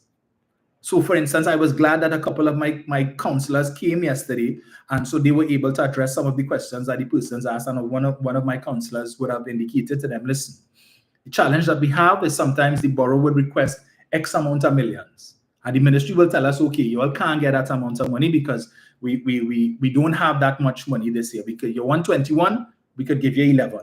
So that when they budget and they request 21, and they know these are the projects that we intend to treat with should we get the 21, but we only got 11, so we now need to prioritize, right? The major ones we will do, and then next year or whenever, if in the mid-year review they give us some more money, we will address. But this is how it goes. But people do not like to hear that. They don't want to accept that, because when somebody comes to you, this is my problem, I need you to fix my problem. but you have 40 other people sitting in the waiting room who also have problems too that needs to be addressed. Right? And so therefore it's how do you treat with that? And the people have legitimate expectations. But the ability to treat with these needs is dependent on the availability of money to treat with it. Right? So how do you communicate that with people? And that's what they were saying. We understand you all can't do everything. And that is why as a community, they do certain things. Right? So they were telling me, look, this is an affluent community. We come together, we dip in our pocket. So we have been able to work with the corporation, and we tell them, look, we're willing to pay. If we need this done in the community, we're willing to put out the money, pool our resources to buy the material. You all provide us with the labor. And that is how they've been able to get things done in the community, and they're living comfortably. But when some people say, oh, there's the government's supposed to do that. We don't want to pay the property tax, which would assist. Right? So when the money goes directly to the corporations and it supplements what they have, so where there is any shortfall, they would be able to do the work to improve your lives. But we complain. Property tax. They only want to tax and whatnot and stuff. And when things don't get done because there is not sufficient money to get it done, you're griping and complaining. All the politicians only come and promise people this and promise people that, and then all they don't do nothing and they don't come back and we don't see all it, and then all it. I am not promising anybody anything. As I say to them, listen, I don't know what I would meet when I get inside there. I can't promise you. What I can promise you is that I will do my best. And if it means that I need to work with my neighbors, other MPs, to be able to fix. And once the PNM is in government, the opportunity to fix your problems is better. It is greater. Because I may be able to lean on the Minister of Public Utilities. Marvin Gonzalez in that ministry was a great help. A very, very great help. But I think I mentioned to you all before on O'Meara Road, just after where where they had done the work, just after the after Extra Foods Plaza there and so on. There is again another well-to-do neighborhood, and just outside there on the main road, there was a WASA leak. That seemed and it seemed as if WASA came and they did work, and then the leak came back, but they didn't pave. So you had this big pothole in the road. Now I live in the community, and it affects me when I'm driving on that road, and you have to stop, and you have traffic coming in the other way, because the pothole was more on the northern side, and it started to encroach on the southern side. So vehicles coming, so you have to stop now. And if you have a long line of traffic heading south, you had to wait and wait and wait, either that or go down in the pothole. So that was causing a problem, because here it is that we have this new road that has significantly improved the flow of traffic, especially from the O'Meara Road lights heading on lower down the road. And then you get to this point and there's a gridlock because you have this big pothole there. And I spoke to whoever needed to be spoken. I said, listen, this has been an issue of long standing, right? And I know when I visit this community to speak with the residents, I'm going to hear about it. They are going to complain about it. So can we please get it fixed? It's a low-hanging fruit. It's just for WASA to come and fix the leak and pave the road. Simple as that, right? I was told this is who you need to speak to, right? It was done, and today, leak repaired, road paved, right? And everybody happy. So I know that is one less thing I'm going to hear when I walk in that community. Low-hanging fruit. That's why I say, but people don't think, whatever. It doesn't matter. The fact of the matter is, it is done, it has been done. So whatever I can do before, it is being done. And sometimes it's just these little things that will buy you some forbearance from the residents of these various communities. Because yeah, they might have several problems in a way. You see that one particular issue that is nagging them more than the others, and you fix that, and they say, all right, I see you're working, so we will give you a little time to address that. And this one of my pet peeves is when things happen in the 5th year of a government and you have people saying, well, it's a good thing it's election. 4 years, so what it was doing for the last 4 years. A government is elected for 5 years. So whether work is done in the 1st, the 2nd, the 3rd, the 4th, or the 5th, it is all part of the term. So I don't know if it is that people who make these comments expect that the government will do everything in the first 2 years and what it's supposed to do for the next 3. 5 years to do things. And for things to be done, it depends on the availability of money. So that when I saw the Express or whichever newspaper the other day talking about the PNM, more than 50% of the promises or the manifesto promises were not fulfilled. When the manifesto would have been produced, there was the assumption then that we would have had money to do all of these things. So if things that have not been fulfilled, if you don't have money, you can't do it.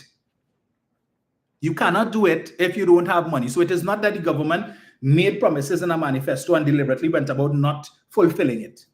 If the money does not exist, and we know what the country's revenue position has been, with the fall in oil and gas production output and the fall in oil and gas revenues, the money to fulfill some of these promises was simply not there, and that is why it was not done. Unlike the narrative that the Express wanted to create, as if, yeah, they promise this and they like to promise that and then they don't deliver. That is not the case, right? But some people don't want to hear that at all. Or they know they have an issue and it must be fixed. But all of the persons who I've met so far, who have been understanding, and by and large, that has been my experience, right?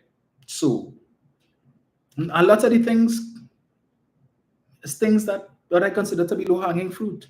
There are some major projects that need to be done, but we will see when that time comes, right? The resources that are available to treat with it. Yes, Trevor, the Ministry of Implementation and Efficiency should speed things up. And I want to commend the Prime Minister for that initiative. And, I listened to Stuart Young last week as he was opening that community center for yet another community center in La Brea. Probably like the 30-something community center that this government has constructed since coming into office. But these are the things, the same people, what the government do and what they do, they do nothing. They do nothing. Some of you are holding keys here in UNC and holding keys for these community centers. And just to give you all an example that was brought to my attention just yesterday, as a matter of fact. So I have 3 community centers in my constituency. 2 are very active, 1 isn't, so I need to address that. The one that isn't very active, because it's, and some of you may have heard about this before. Apparently, holding the keys to a community center is some big trophy, right? So it went from having boards, I think, to the village council or something, so who has responsibility for the community centers, for bookings and the like and so on.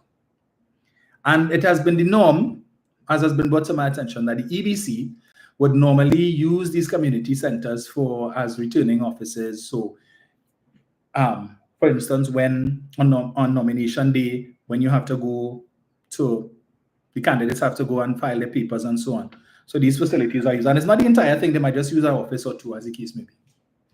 And as I understand, there is one, the persons who are in charge support, right? And the EBC wanted to use that particular, just a couple rooms in that particular community center, and they were turned down. Now the EBC paying the money, there's a deadline they needed to get confirmation as to whether or not they could use it. And these folks would inform the EBC, now we have bookings, so we can't accede to that request. Never mind that the space that these bookings would use has nothing to do with where the EBC wanted to use, right? But this is the common sense of the people, the supporters of that party, the obstructionists, as they are. How that happened, I don't know. But of course, you cost the community center money that they could have earned, because the 2 rooms, as has been brought to my attention, that the EBC was going to use would not have affected any bookings that have been made with respect to the auditorium part or whatever it is, right? Would have had no impact on that. So, and because of the close time frame, the EBC needed an answer, they were rejected, and therefore they had to go elsewhere. But basically, that is lost revenue for the community center that could have been used for its maintenance and whatever else. And this is the kind of nonsense that is taking place in the community. When you give some people a little bit of power, so they hold in keys and they figure, yeah, I'm the boss, I'm in charge, and I call in the shots. But that would be addressed, right? Okay. Donna Seeley says that the minister says the centers belongs to the community people, but apparently some people didn't get a memo. Yeah? Some people didn't get that memo. So we complain that we want money, the government ain't giving no money to upkeep the community center. We need this fix, look that fix. We need to retile and all of that. And an opportunity presents itself for you to get money and you reject it based on foolishness. What is your qualification to be running this facility, right? But it is left to the village council or the community or whatever it is that they have to pick who they want. And then they come together, and it's because it's a friend thing, and this one is chairman, and who is vice chairman, and who is president, and all of this kind of thing. And the nonsense that is taking place, and you are depriving the community center, and by extension, the community of much needed revenue to do things in the community to benefit the residents and the citizens and the constituents. Unacceptable. But this is what is taking place. But anyway, someone says the key holders get on like is the key to their homes. That is what, well, this is what I am hearing. And I'm like, how? Really? That's how it operates? Oh, so when the community center should be used for things to benefit the community. Because part of what I intend to do, to roll out, as I said, to use the community centers to have, whether it be you bring people who could give advice on different things, on we could hold little sessions to give people skills training and all of this. It's a community center for the benefit of the community. Not for people who want to hold on and go, well, nah, forget that. What do they wait for? What do they want to use it for? Nah. Really? All right. Really? Okay, no problem. Well, to the people who do not, consider yourselves to be on notice. All right, just say it. Just say it. So anyway, let me see here. Just let me get this here. Let me see, what is this question here? Just now, let me just get this here. There was one other thing I wanted to. Right. So there was a question on the TV6 people meter, right, asking about whether or not persons supported the implementation of the Ministry of Implementation and Efficiency, and 90% of the persons said yes, they support it, right? 90%. Bless one says, imagine these trolls have to come and fax us stubborn things to get knowledge, wisdom. So, you know, as you raise that, thank you, Bless one, for raising that. I have come to the realization, not now, a long time, but it was reinforced a couple of days ago, that a lot of the supporters of that party are totally clueless. They have no idea what is going on in the country. So from time to time, I can't help myself. You know, I'm on Facebook, and I would see these various media houses with posting, and you go into the comments and see people posting the most rubbish. And I try to restrain myself for campaigning, having to remember where I am at now. But sometimes I just can't help myself. And I would just respond, you know, respectfully. And so I did so recently, a couple of days ago with one of them. And the individual decided to respond to tell me, you know, when you give them facts and they can't dispute it, they like to shift the goalpost. So come to ask me a whole set of thing about Nelson Gate and Vincent Nelson and about Nikwan and all of these different things. And as we kept going down the line, and they asked me about the toilet paper factory and the $5 million US loan that was given to the toilet paper factory. All these are the things that is motivating them to go and vote, right? And not knowing the facts. And asking me, was the $5 million loan repaid and all of that? And I had to say, well, first of all, there was no loan. It was a loan guarantee, which is different, right? The loan was taken from the Exim Bank, but the government provided a guarantee. And subsequent to that, yes, the loan was repaid, but not only was it repaid, we had a situation where the very same company would have gotten $1 million US $1 million orders to supply products to Cuba. And over 400 jobs were saved. And since then, they've been able to hire more persons. In fact, I was speaking to my niece this morning, and she informed me that she is working at that very same company there. She's been working there for the last 3 weeks. But my niece was able to get that job in that company. You know why? Because it still exists. It's still functioning. It is still in operation. Because this government took a decision, right, to provide the loan guarantee to assist the company and to save over 400 jobs. And I'm sure it's well over 400 now, because as the company grows, over the last 10 years, they've been making money, they're expanding, they have more demand for their products, and therefore they've been able to hire more people. So more people have food on their table thanks to that decision. But you have the fully dunce who will criticize that decision to provide not a loan, but a loan guarantee that saved a company that is paying taxes, adding to the GDP of the country, right? And ensuring that over 400 persons and their families could pay their bills, could keep the lights on, could put food in there and on their table. The same people was complaining how much job loss and how much people lost their job and since the PNM come in, and when they close down Federation, how much people? Hypocrisy. Because if you could have an issue with something like that being done to save over 400 jobs and you're not seeing that part of it, or they provide a loan guarantee, and then come when I show them that now, so what about the other, how much other companies they provide loan guarantees to?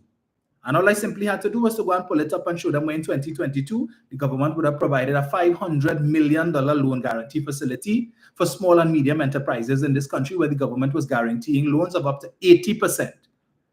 So these small and medium enterprises were just required to put a little skin in the game. 20% of the amount of the loan, and the government guaranteed the next 80%. $500 million was placed in First Citizens Bank to facilitate these loans. But they don't know about that. Oh, the government, they do nothing and they didn't do nothing. And when it is, you start to drop facts on them, so eventually they just stop responding because they realize, wow, boy, is all that taking place? And me, let me stop here before this person realizes that I'm fully done. But I don't know that long time from your first comment. So you don't tell me nothing. Tell me nothing at all. Let me see this here, right? Our friend Winston Bachelor come back again. Under the PNM, we had the highest recorded crime and murders. High unemployment, high poverty. Come back again, he repeat high unemployment, poor infrastructure, poor management, and our healthcare, over 22 babies died. Okay. Right. And keep singing this, and I have to say this, Winston. Every time I think there's hope for you, you come and make a comment like that and you disappoint me. Yeah. Every time I think you have hope, it's just like, yeah, no. So I realized that when it is that you're making some sense with some of your comments, or when you called, that it was all a facade. You're just pretending. But really and truly, you're not serious. You're just like the rest of them, a pretender. So you come here and you pretend as if you're happy to get the information. And even though I would have spoken to all of these issues that you just raised there before, you will still come back and keep repeating it and repeating it. So you're not genuine, right? You've turned out to be a colossal disappointment. I will just say that. I'll just tell you that. So any little hope that I had for your salvation just went out the window. So I wouldn't even bother to entertain your rubbish. Shame. Shame, shame, shame. I thought you were a man of intellect, but thanks for showing me that is not the that definitely is not the case. Right. There was one other thing that I wanted to play before I open the lines. Let me get that here. C2 today did well. As I mentioned before, the TPP would be having their candidate launch or presentation of candidates. See how that goes, if they finally found somebody for Tobago West after they rejected Trevor James. But they're having it at Rovenels, not at Shaw Park. Rovenels, which can only hold a certain amount of people now. So when you're expecting a small crowd, that's what you do. You keep the space small. So you say, well, we can only accommodate so many people. The same TPP who was talking about last week and want to compare crowds in an aerial view of Woodford Square and all of that. Couldn't even get 200 people to turn up for your internal election, but want to talk rubbish. Miss me with that foolishness. Let me deal with this last thing here, right? So I see in San Fernando East, we have, as someone mentioned earlier, as Roxanne would have mentioned, we have Brian Manning, who's the incumbent. We have John Michael Ali Bocas, who would have fought a local government seat in San Fernando West, which he's prepared to abandon so that he could move to higher heights, because all of a sudden now, the city corporation is not good enough for him. Councillorship is not good enough for him. He's ready to move on up to the parliament. Yeah, so all the people who gave him their vote 2 years, well, less than 18 months ago, who we walk around and talk to and tell them, yeah, vote for me, and for the next 4 years, I'll give you this, and then it turned out to be only 18 months. He's had enough of them, right? So he's ready to go elsewhere, climb up the ladder, and forget about them. So he doesn't care that the margin by which he would have won that district was small, and that triggering a by-election could very well result in them losing that seat. He doesn't care to lose it, because he just wants to go to the parliament and sit down and rock back and whatnot and figure well, if they get into government, God forbid that he could be minister and all of that. Yeah. But they can't fault a man for having ambition, right? We also have Rotok, who will be representing the APP. And so we have also, so we saw Mr. Ali Bokas had a walkabout last week, and he was assisted by Swappy. Yeah. You know, Sokasta, former. Can't really see he featured is here. Swappy, and some woman who is representing herself as the former protocol officer for Mr. Manning, prompting Mrs. Manning to make a cameo appearance, a very rare cameo appearance, to defend her husband and defend her son against this individual who is coming out and making these claims. So let me just play this here, right? Yes, no, let me get this here. Monday, I felt it was the right thing to do because for the past 9.5 years, I have been victimized. So for me, my allegiance went when Mr. Patrick Manning went. So I had to make a decision on moral and ethical grounds. I have known John Michael Alivukas for over 2 decades. So I prefer to put people over politics as well. He's my friend for forever and a day, and he wants to represent the people. I know the constituency inside out. I've been in politics for 26 years. And I understand that politics is about people. So if I recognize that people are not being represented, I have to make a decision based on people. I mean, you're saying that you have seen things going down. I mean, tell me on the Patrick Manning now, what? Chalk and cheese. Chalk and cheese. It's very, very different. And I say that with no apologies. There are things that you see now that you would not have seen in Mr. Manning's time. And I mean, they're 2 different leaders. So I'm not saying they're supposed to be the same. There's different styles of leadership, but at the end of the day, the vision was supposed to remain the same. And that I have not seen. Right. And what position you held in the PNM and the constituency? I was the personal protocol officer to Mr. Manning. I was the area manager for Monico, which is why I had to be here today. I was the campaign PRO for St. Joseph when they went up against Ian Allen.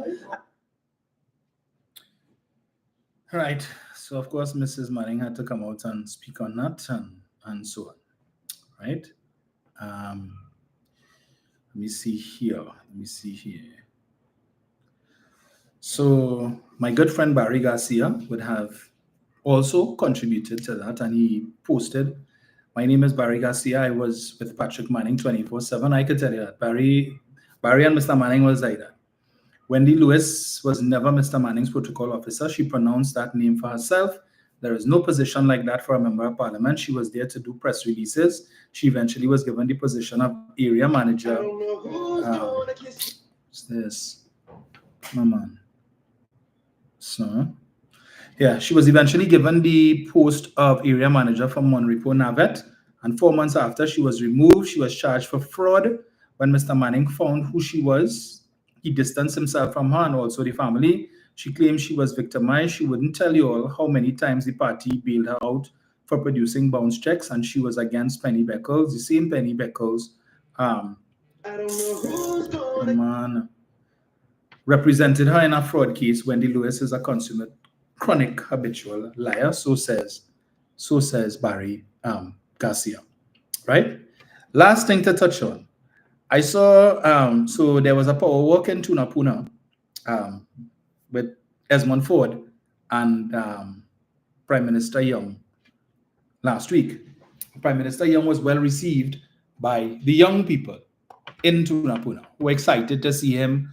You know, and even when he was going back to his vehicle, and you heard the mic man telling them, you know, hurry, the Prime Minister is leaving, a last chance, last opportunity. Mr. Young turned around and he went back to greet the children who had come outside to meet with him and so on, take pictures with them and the like. And earlier this morning when I went by my niece and her son, my little nephew, or 6 or so, and he too is very excited about Mr. Young. So I told him, well, don't worry, we're supposed to be having a walk with Mr. Young very soon in the constituency. So I'm going to make sure we pass by here so you could see him and take a picture with him. You know, so he's looking forward to that. So Prime Minister Young seems to be, you know, he has been able to excite the young people who feel they're a lot closer to him than the other option, right? Who pushing 75 and looking like she's 95 and I don't want to go. But yeah, suffice it to say that there was some excitement, but some people too weren't too pleased with that. So one Anil Roberts, you just know when they rattled, when the cages are rattled, right? So he decided to go and do a whole doubles and coffee to complain. I mean, how pathetic can one get? Just know, you know, I don't like to play him, right? I'm not going to play the whole thing, so forgive me. Just a little piece. Just a little piece. Let's prepare. Right now, we want to hear you. Tony Chowlin on. Hey, Tony Chowlin on. Yeah, he attacking. Well, he is the champion for bullies, right? So anybody in Radioland who speaks about Minister Young, in fact, I was talking to a young lady this morning again when I went by my niece, and you know she was saying, and this is somebody. My niece is 24, right? So this young lady would be 25, and she was saying she's been listening to Stuart Young, and she's like, I like what I hear. She's like, I don't be in the politics thing here, but I'm listening to Mr. Young, and I really, really like what I hear. And if he continues along that line, she say, well, he have my vote because he has some really good ideas. So apparently not all the young people, you know, but let me just get this here quickly because I'm looking at the time. Where is it? Doubles and coffee. This PNM just have no shame. They want to bully you into believing that they are powerful, that they have support, and that they could win the election on April 28th. Yesterday, I observed as the Express, the PNM mass media, went live and showed you walkabout with Stuart Smallpin Young in Tunapuna with a set of ministers and 10 special branch and 20 police and 5 maxi load of PNM supporters in red and music truck and loud noise, and they're walking about giving you the impression that they are powerful, they are strong, and they have the support of the nation.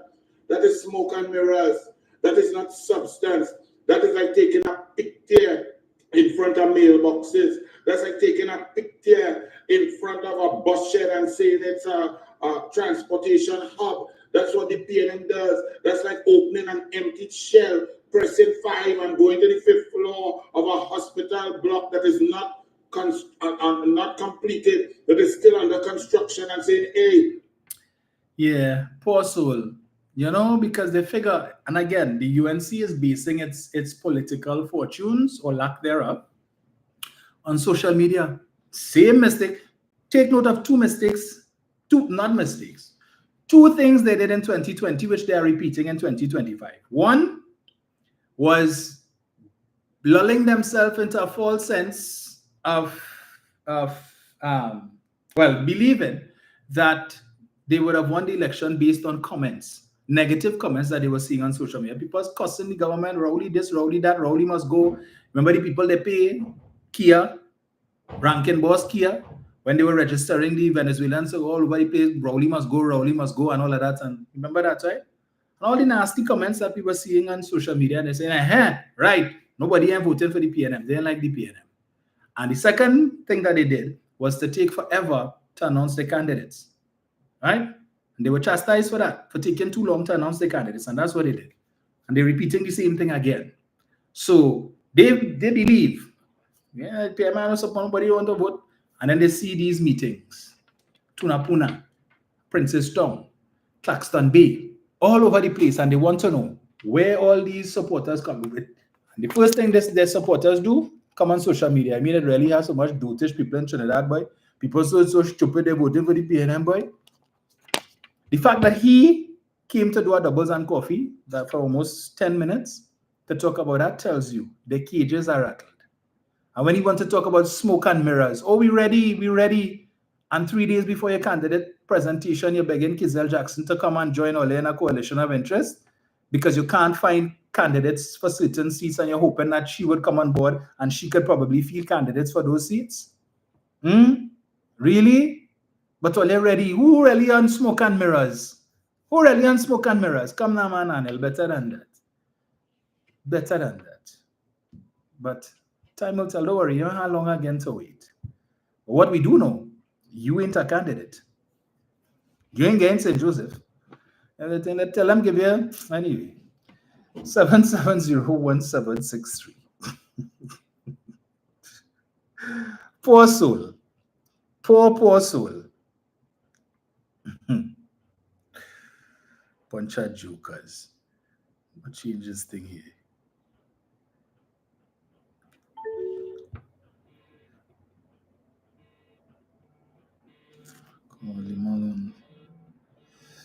Just now, Jen, 1 sec. Let me just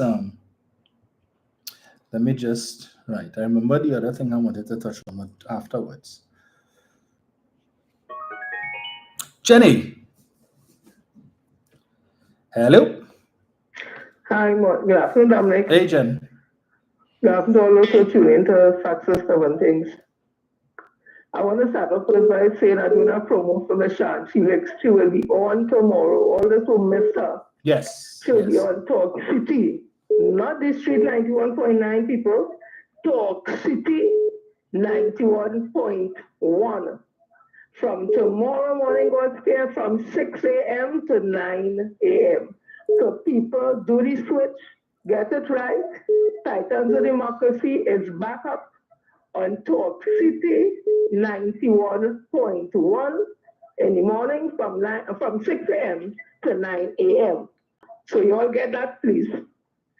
Dominic, I was there on the walk it was Thursday in Tanapuna. And a lot of people don't realize, because I'm in the constituency of Minister Siot Prime Minister Siot, what he's doing there is nothing strange. That wasn't for no camera. That's who he is. He has been working his constituency of Port of Spain North Centre and West since he became the Member of Parliament, twice every month, and if he have chance, more than twice. And that is how he greets people. He doesn't need no camera there to do it. He doesn't need nobody to prompt him, and there's no show. That is how he is. And people generate and gravitate towards him. So what you see with the school children, it wasn't manufactured. Nobody had paid them. Nobody had forced them. It was very organic. And he will continue to get that because, as you rightly say, the young persons are seeing a young person like them, who they can ascribe to become like. And because of his aura that he gives off, they feel embraced and they feel accepted. And he comes in with new ideas. People always speak about the old people, and the old people don't want to see young people. And the same that's fresh or better. We could never thank Dr. Keith Christopher Rowley what he did for Trinidad and Tobago. Yes, I call him a transformational leader. He has transformed our society, and we now have another person he put there, and the PNM and the members of Parliament. Bless him, PM Siot to take us to this new society with new thinking, more youthful thinking, more connectivity to the young people. So of course the UNC is going to have challenges. Of course they will have challenges because they've seen the realness of it. Kamala Prasad Bissessa can't get no young person to run out to meet her. She can't get no young people to buy into what she's selling. It's only she cult members, in my opinion. Who does she choir? You can't tell them nothing. Them is everything good, everything good. Why are you here? I don't know. Actually. That is who Kamala Prasad Bissessa to get to follow her. And when Anna speak about, as if there were people imported into Tanapuna, that what the crowd was like that. Anna Roberts, it was 99% Tanapuna people. No Maxilore coming from all over. It's Tanapuna people was walking, and a few people in the Minister Siot jersey, or I say even somebody in one of the jerseys for your constituency. One person might have on another jersey for another, but everybody was Tona people. Organic. They can't take that. And I want to say finally, Port of Spain North, Central, West. I want to allow Felix Stinkmouth Alexander to walk in we constituency, challenge we member of Parliament and the Prime Minister of this country, and not give him the biggest, most historic political quota that for years to come When he see cutters, he think it means Philip. I hope they understand what we got to do. And all the crowds we've seen in all the other areas, Chaguanas, all that, it looks nice. PNM out in red, the crowd big and nice. It energizing, motivating. But let me tell you something. Crowds don't win no election. You see an election day, April the 28th, all that energy all they have, all that vibes all they have, translate that into going to the polls and bringing the whole family who over 18 to go and vote. That is what has win the vote. But the excitement is there, the energy is there, the motivation is there, and it's good. It looks good. But don't get carried away with the crowd and say we don't win. We're not yet. Mm-hmm. The winner on the 20th will only go out and vote resoundingly for the People's National Movement. And one more thing before I go. All the bacchanal happening in the UNC, it's nice entertainment. Victor Roberts talking about bullying, our whole constituency executive resigning, this one relief. It looks good, it's exciting. Don't get carried away with that. You see like Quicksilver, if you have to shake it up in a separate. When bell ring, all of them going to come back in one. So don't get complacent and say, oh God, UNC matter. No. Again, I'm saying the only way the People's National Movement is going to stay into office with Member of Parliament, Prime Minister Stuart Young, is everybody come out and vote resoundingly for the People's National Movement. We're looking at 25, 26 seats. And then on the night of April the 28th, they don't like to hear this word at all, but it's true. It's not boasting, it's real talk. They want to hear, great is the PNM. Great is the PNM. And for another election, they have prevailed. Dominic, have a blessed evening. Everybody have a blessed week ahead. Don't forget Miss Felix in the morning. Talk City, 91.1, 6 a.m. to 9 a.m. Go. Thank you, Jen. 91.1, not 91.9. If you tune into 91.9, you will hear Philip Edward Alexander. All right? Sharon is no longer on the street, 91.9. She is now on Talk City, 91.1, across the road, TTT building. Hello, good afternoon. Good afternoon, Dominic. Good afternoon, sir. Hello? I want to remind the people. Yeah, you hear me? Yes, go ahead. Right. All I want to remind the people is that Kamala Bicester and the UNC never beat Dr. Rowley and the PNM. Since 2013, she has been getting licked up to this day. And you know, Bubbly don't have no legs. If you understand what I'm saying, right now they have to hold up the Bubbly. Because she is Trinidad and Tobago political Bubbly for the PNM. Is licked all the time. And like she ain't tired of getting licked. This is the last cocktail that she'll be getting. So if you remember, is the master. The man who did it is Dr. Ori. And right now we have one called Stuart Young, Prime Minister Stuart Young, leading the PNM into this battle. And I know that the citizens who voted in 2015 and 2020 to bring the victory for the PNM will not do the right thing on April 20th and give PNM the victory one more time.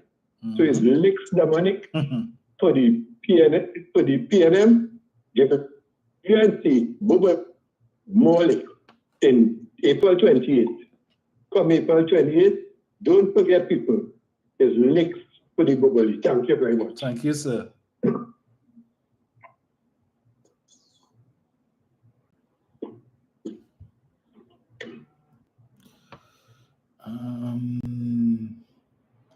Right, so persons are asking for Jenny to send them the link, I guess, in the chat. So, well, if you're listening on radio, 91.1 is the radio station, I guess, well, I think I don't know if they're on Facebook. I'm not too sure. I think they are. Right, so that's where Ms. Felix can be heard, no longer on 91.9. I think on 91.9, aside from Philip Alexander, they have Ruben Felix, that's his name, I think, who used to be there once upon a time, a couple of years ago, when he was still a supporter of the PNM. He seems to no longer be a supporter of the PNM. And also you have Dumb and Dumber. Yeah, so, yeah, anyway. Brian. You, Mr. Romy. Greetings. Good afternoon to your listeners and callers. First of all, Mr. Romy, children can run behind Pushwati. You have to be able to walk first. You have to be able to not on top of a truck. You understand? The children ain't gonna be able to reach you on top of them truck. Like she is some queen. You have to be able to walk in the road first. You have to be able to walk first. And when you could walk, then you'll be able to touch the children. And that ain't happening no time soon. Because she still has to get two people to prop her up to come to walk down 2 steps, 2 inches in depth. She ain't walking no road. And she ain't taking no questions from no media. So those 2 things you ain't go see. You understand?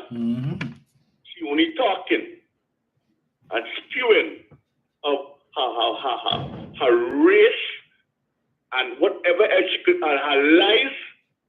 She will continue to spew that together with the P-man, who was the most vulgar of vulgars and disrespectful man I've ever heard in Trinidad and Tobago. Understand? He and all don't even know where he going. One minute he is St. Joseph, next minute he in Diego Martin West, next minute he in Port of Spring North East and all kind of thing. Now we want to go Port of Spring North St. Anne's West, or say Diego Martin North East, sorry. Now you want to go Port of Spring North St. Anne's. He don't even know where he going, but it doesn't matter. Your $5,000 will be collected by the EBC. With no return to you because you're going to lose your deposit anywhere you go. That is how dumb that fella is. So let him go where he wants to go. Easy money for the EDC because he has nothing to offer Trinidad and Tobago. He's of no value. He's a desperado. He is desperate, as you rightly indicated earlier, because he bills piling up. And I don't even know if tomorrow night, if we will hear the additional 28 candidates for the UNC.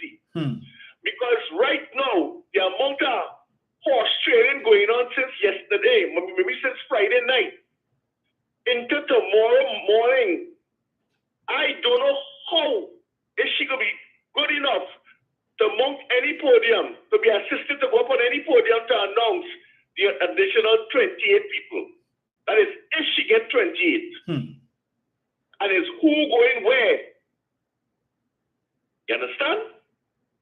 So I'm not sorry for them really, but too bad for them because they were caught with their pants down. They could say what they want.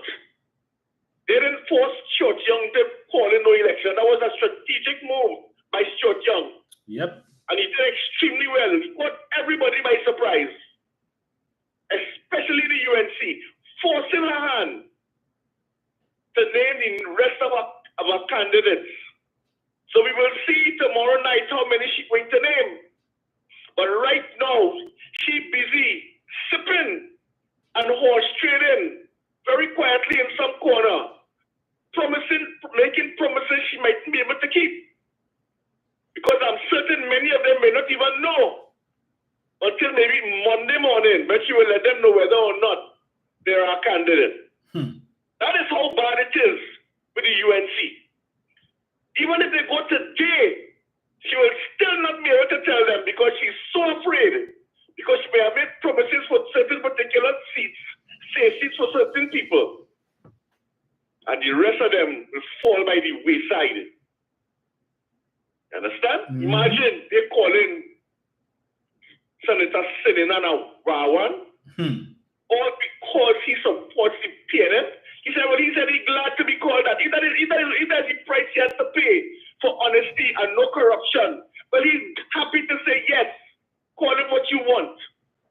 That is where they reach. Down to race and vulgarity in their language and their thoughts. They have offered nothing in their thoughts to the people. I had to listen to Khadija talking about bullying, and that's all they could talk about. But when she was getting licks 2 o'clock in the morning from Zambo, I didn't know she made a report to the police yet. Or if she did, she must pull it back.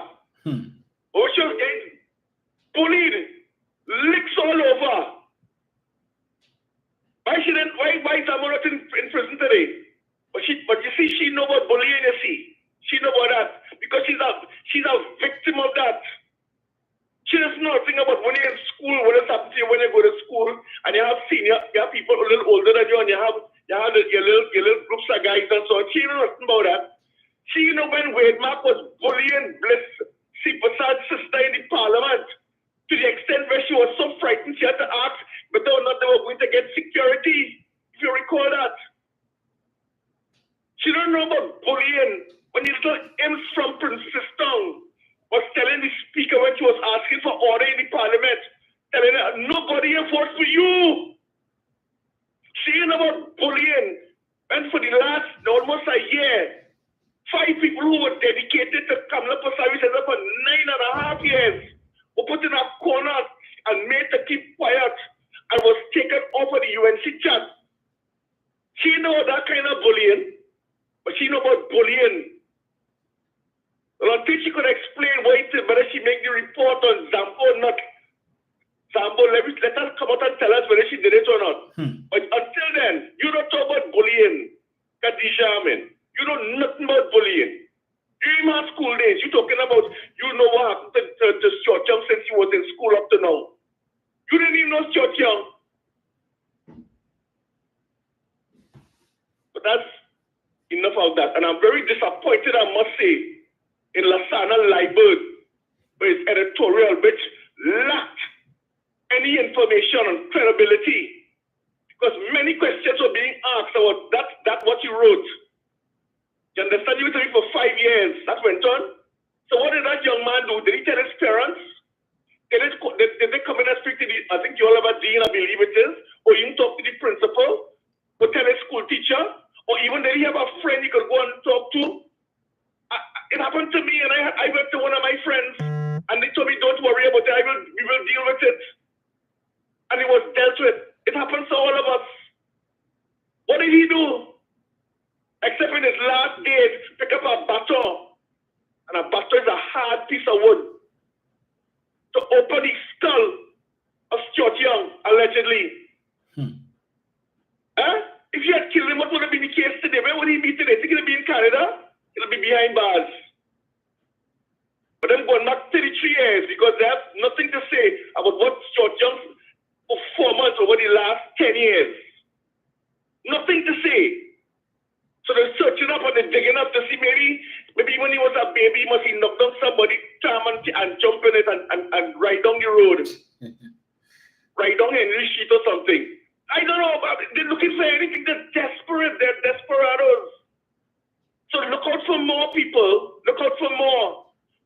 But I keep telling you all, don't be sidelined. Don't be confused. Because that's what they want to do, to confuse us. And say the worst of the worst. But we will wait and see what is happening tomorrow night. Tomorrow night is far. It's not far. We will see who going where. And how many of the 28 we get to find out about tomorrow. But we're not going to waste any time on her. Stuart Young has made an excellent decision so far with respect to the efficiency ministry. And I am so happy to hear that, because many times I said it has taken so long for people like the CEC and the EMA to do what they need to do in order for us to effect certain things and have it done in a timely fashion and a timely manner. And we need somebody in that position, or a team or a ministry who will be able to efficiently follow exactly what it's supposed to do.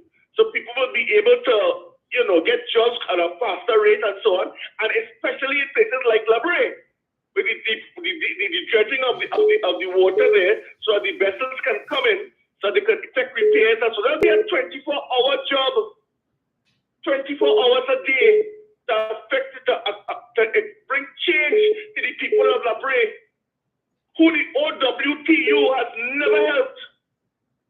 If you recall, they ran, I think it was BP when they wanted to build the rig. Take your rig and go. So Roshi and them has been no help. Clyde and there have been no assistance to the people of Labre. We mustn't forget these things. Do you understand? They just want to come back to help the friends, to get them food card, to get the president the salt plant another $7 million every month of our money, and then ask how come we can't get no US from the bank? They give me less than 20% water in this country and get them a next 24-year contract. Don't be fooled by these people. We must protect our youths as well to ensure that the homestead program and all of the programs of the Ministry of Youth and National Service continue. Because Kamala and they were the ones who had closed it down in the beginning. They think they're going to continue it when they get into office. I want to tell all the parents, tell your children who are in these programs that all you need to go and make sure you all are registered to vote. And you all too, parents, must protect your children's interests in this country. Don't be fooled. This country's on the up and up. Don't let Kamala Prasad be Cesar and a gang of thieves and misfits fronting as a political party. Get away with it and come in there and spoil what Dr. Rowley has done and laid together with Stuart Young for the last 10 years. Don't let it happen. Just a matter of 5 weeks again, and we know what we have to do. Dominic, thank you very much. Have a good afternoon. You too, sir. Thank you. We need to continue to remind them. Brad. Bless one says, calm down, Brad. Don't raise your pressure on those miscreants, please. Indeed. What was it? Did I see that just now, boy? Anyway. I'm gonna play this.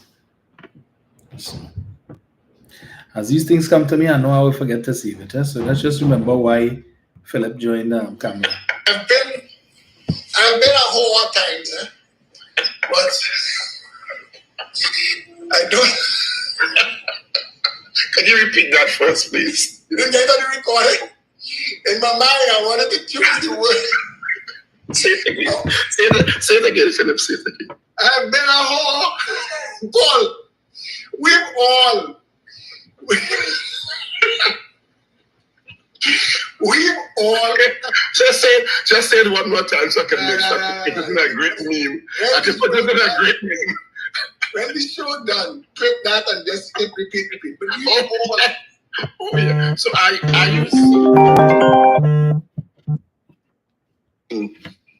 Philip, and I'm being very serious, is that you are being a political whore? I've been a political whore. Yeah, straight from the horse's mouth, he has been a political whore. He said it, not me. And that is what Kamala Prasad Bissessa offers you as a future minister, a self-confessed political whore. Hello, good afternoon. Hello, Dom. Hi. How are you, my darling? I am good. I want to know something. Mm-hmm. You know you are right. Yes. In your skin.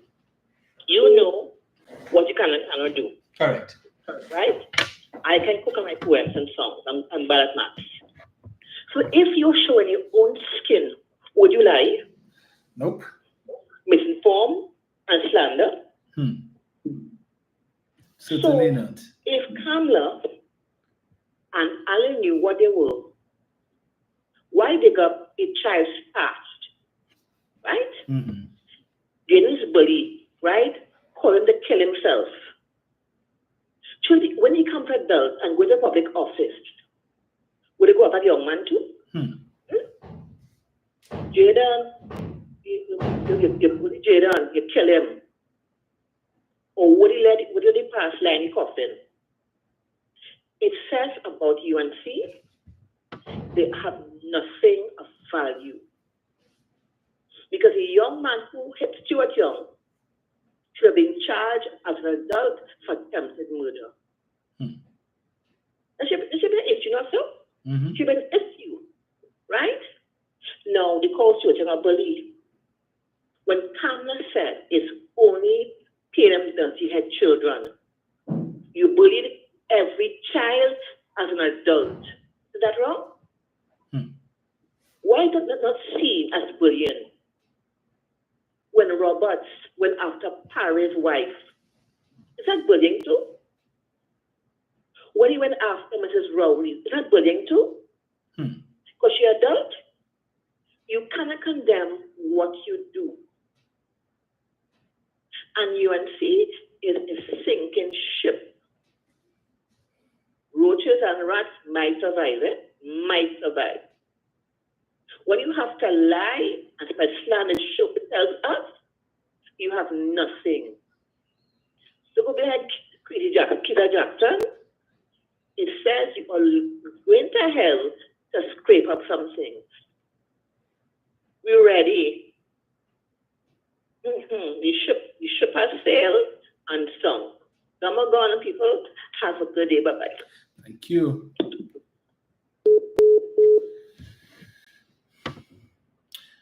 Annette Moses says, PNM people, regularize your voting status. Ends on March 28th. True. You have until Friday. If you have not yet registered to vote, please do so. Some people told me that they went to verify, check on the list, and their names were not there. So please, people, EBC has an online thing where you could check an online link where you could check from your phone to see if you are registered to vote. It will tell you where your polling station will be. So avail yourself of it. I will see if we'll post it on the debunking page. So please use it. Right? You could check from the comfort of your home. Otherwise, anytime after next week Friday, you can't contribute, unfortunately. Hello, good afternoon. Hello. Hello. Hey, Dominic. Hey, boss. Good afternoon. Greetings.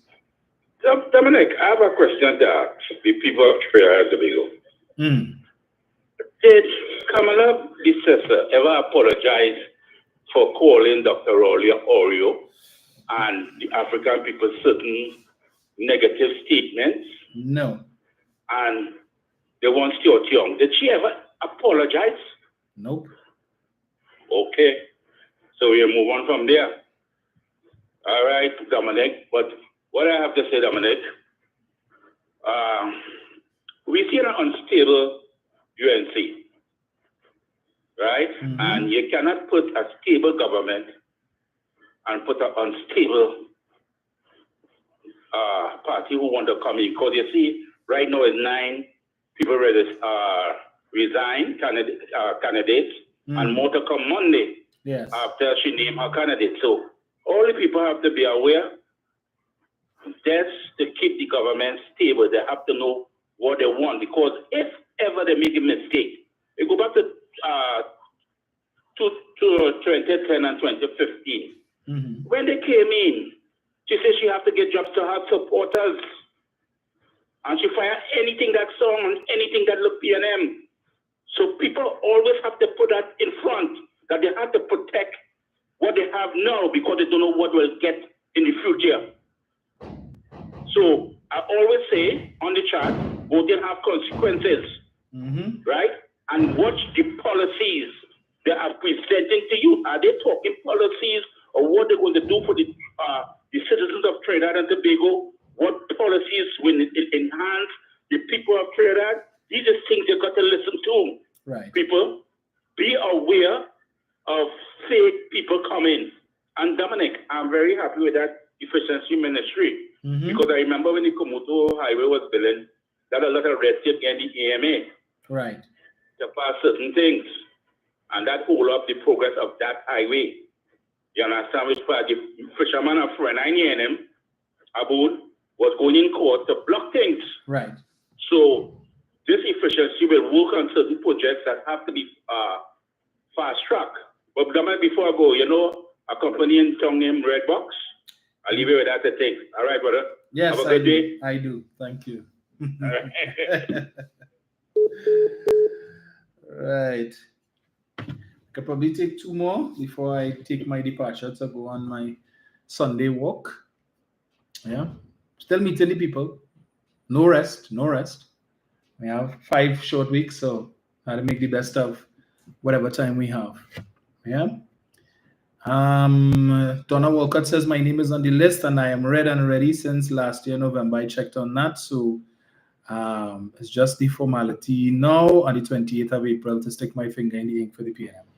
Well done. Well done. Mikkel says, Kazelle says she and her people will not be campaigning on the ground. Okay. Wow. So what, well, I'd love to, well, anyway, you see, clearly, and to the voters listening, when candidates can say things like that, or political leaders can say they're not campaigning on the ground, understand that that is a disrespect. My concern is that I would not be able to work the entire constituency before the general election, right? Because I would at least like to afford persons the opportunity to meet at least one of the candidates who is asking them for their vote. And when they go to the polling station and they go into the voting booth, they're not just looking at names and wondering who is this person, what this person look like, because they don't have any pictures next to the names, as you all know. It's the name and the symbol. And when it is that they could take a decision that they're not going to campaign on the ground, they're not going to come and walk the constituency and meet with the people, hear your concerns, right? Because if they don't come on the ground and they don't speak to you, then how are they going to know what your needs are? It says they don't care. Right? So they cannot even give you a commitment that they will come back afterwards and see how they can help you. So you can't hold them to anything because they never spoke to you. And if it is that persons, I keep hearing all the time, the politicians, there's only come around election time to shake hand and they want to think and then they're interested, and after that you don't see them and whatnot. Then if you never see them at all, so you could be in the grocery store and the MP right next to you and you don't know. Because if you're not looking at the parliament channel, or your MP is one of those who just go in parliament and sit down like a stump on a log, contributes to nothing, doesn't debate, and the only time you hear their voice is when they have to vote yea or nay, then you don't know what they look like. So you could be standing right next to them. The only time you might see them, you have an issue and you go to their office. It's like, oh, okay. So there is utility, there is benefit in walking the constituency. It is tiring, I will admit, especially yesterday, that sun was different, but the people appreciate it. Even though they would commit and they would say, well, you have nothing to worry about, man. This is a PNM house. You have 5 votes here. You have 10 votes here, so don't worry. Well, they don't. Some of them will tell you, well, they don't need to walk this area, no. This whole area is PNM. Well, you're safe here. You safe here. Focus on the other areas. You're good here. I'm not taking that for granted, right? Because some people genuinely just want to meet the candidate and they tell you, thank you so much for walking and coming out to meet with us and the like. So for everybody I've seen so far, I'm the only candidate that they have seen. Remember, I live in the constituency. We know the UNC hasn't indicated who their candidate is yet, albeit I've heard from UNC sources that it's the same person that they sent in 2020. If that is the case, well, he's a glutton for punishment. But anyway, I just say it.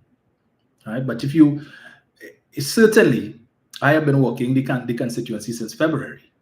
Right? So anybody who's coming to now start to work, forget it. You can try. You will cover some ground, but So I just say it. So any candidate who doesn't see the need or the benefit of coming out and walking the ground and meeting with the people, and it's not just about shaking hands, it's about conversation. Right? It's not everybody. Some people will just be like, oh, okay, oh, you're going, nice, pleasure to meet you. You have my support. And then there are others who want to stand up and talk with you for 15, 20 minutes. And some people don't understand the value of that. There are some people who might be upset with the party for something. So like that elderly gentleman who I told you all about, who had a concern about the pension. And his concern is based on misinformation and propaganda.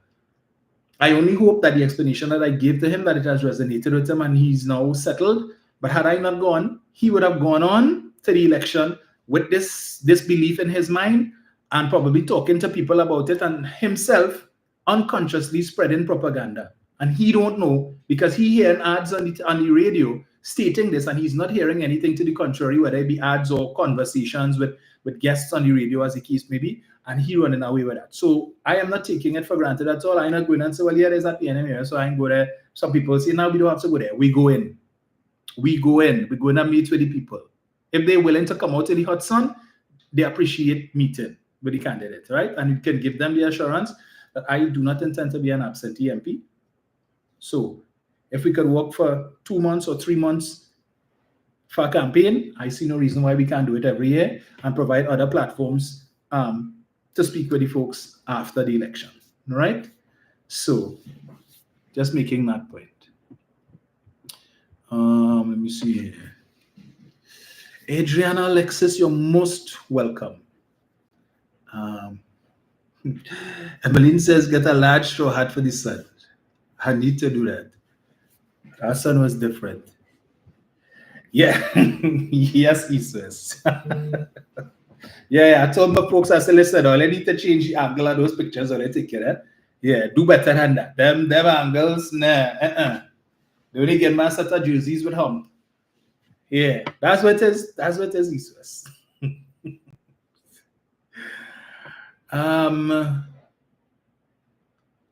What is this? Someone is saying here, and Leon is a criminal minister.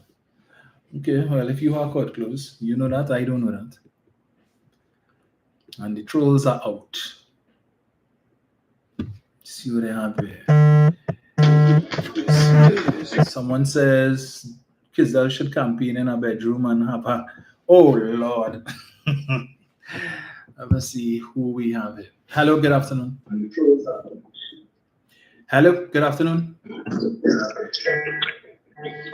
Hello. Hey, Dominic. Aha. Hello. Yes, caller, good afternoon. Hi, Dominic, how you doing, man? This is Winston. Yes, Winston.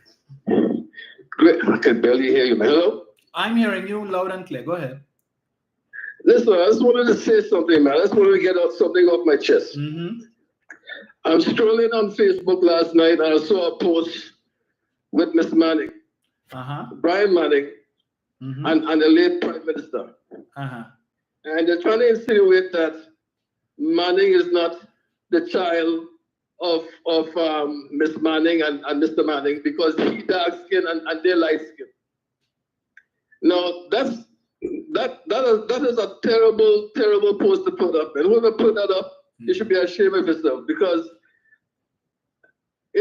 what I wanted to say is let's keep politics on the political side. Let's keep it fair. Let's keep it even. If you don't like PNM politics, don't vote for them. All right. If you don't like UNC politics, don't vote for them. Don't put them in. If you think the UNC is a better alternative, go by the issues, go by the policies. Same thing with the PNM. But don't do that. Don't disrespect the honorable family, an honorable political family that has done nothing to you. All right, just to gain political points. Yes. All right, it's embarrassing, it's a shame. Politics should not stoop to that level. All right, that's something I just wanted to get off my chest. Thank you. All right, if you're a UNC, be a UNC. All right, vote on the politics, vote on the policies, and vice versa. All right, Dominic, I wish you well in your endeavors. Thank you, sir. I hope that you'll be a fair candidate to your area. Yes. And I wish you good luck. I know it might come like a surprise coming from me, telling you this. But yeah, I wish you well, man. I wish you luck. Thank you, sir. I have one question, right? My question is this. During the SOE under Kamala, many of the PNM supporters would say that Kamala locked up 8,000 African people. All right? So I'm just looking for clarification. Right. Under the executive branch of government, Kamala, and also Rowley, do not have no jurisdiction over the Trinidad and Tobago Police Service. So why is it that they are taking blame over people that are being locked up when they have no jurisdiction to tell the police what to do? Well, it is So based... I'm just looking for clarification. Am I right? So it is based on what the regulations are for the SOE. Right? So the SOE itself, the regulations that the UNC talking about with George and all of that, and what is in there and what the government is looking for, how that is drafted will determine what the police can and cannot do and what the police will and will not do. Okay. Yes. But as far as I know, the little research that I did on the Trinidad and Tobago Police Service website, I didn't get none whatsoever of racial, or I should say race statistics showing that 8,000 black people were locked up. Well, those were, I will try and get the figures for you, but those were figures that were mentioned in the parliament by independent senator and now convener of the independent bench, Dr. Paul Richards. I see. Yes.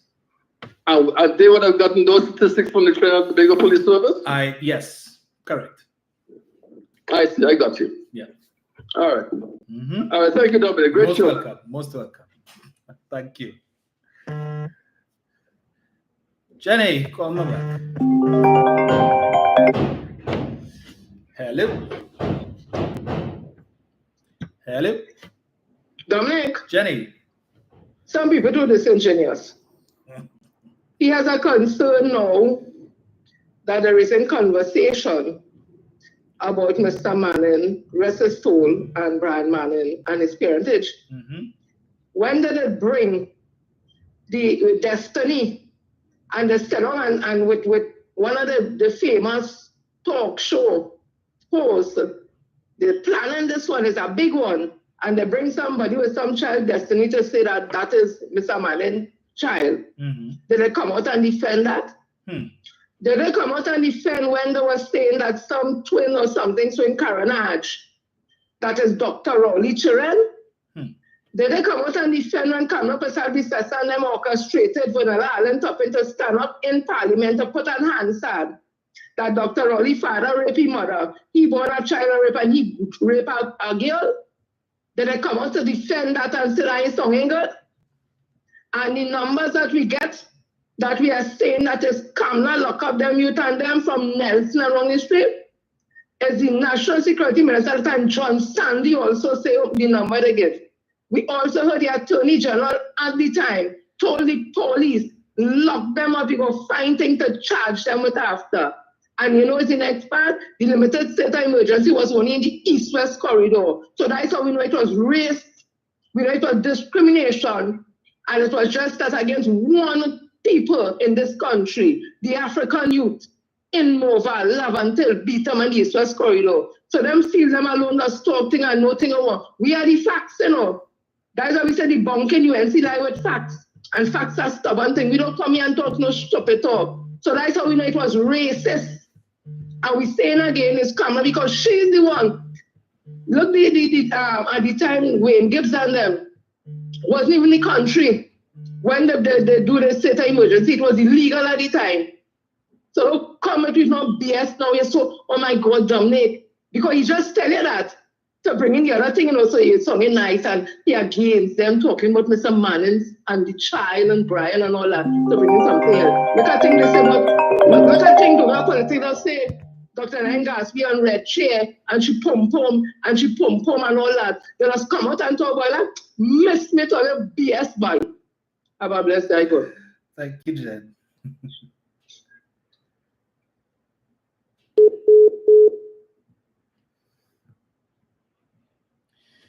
Right, so folks, we will leave it there for today. As I said, I have to go on my walk, and I see they're already messaging me to confirm that we're on. So, yes. So thank you all so much, as always, for joining me. Always a pleasure to bring me information. And all right, let me just take this last one here and then we'll see. Hello, good afternoon. Yeah, Mr. Dominic. Yes, it is. Sir, thank you very much for taking my call. So my name is Wayne Lewis. Yes, sir. I'm very thankful for all the information I've heard on this program for the last couple of days. Yes. And I have real concerns that I would like to address to myself, and I like to assist me. But right now, I know it's election time. I'm not going to disagree with wanted to win, sir. Right. And I'm looking for 25 seats. I have voted for the parents since 1975.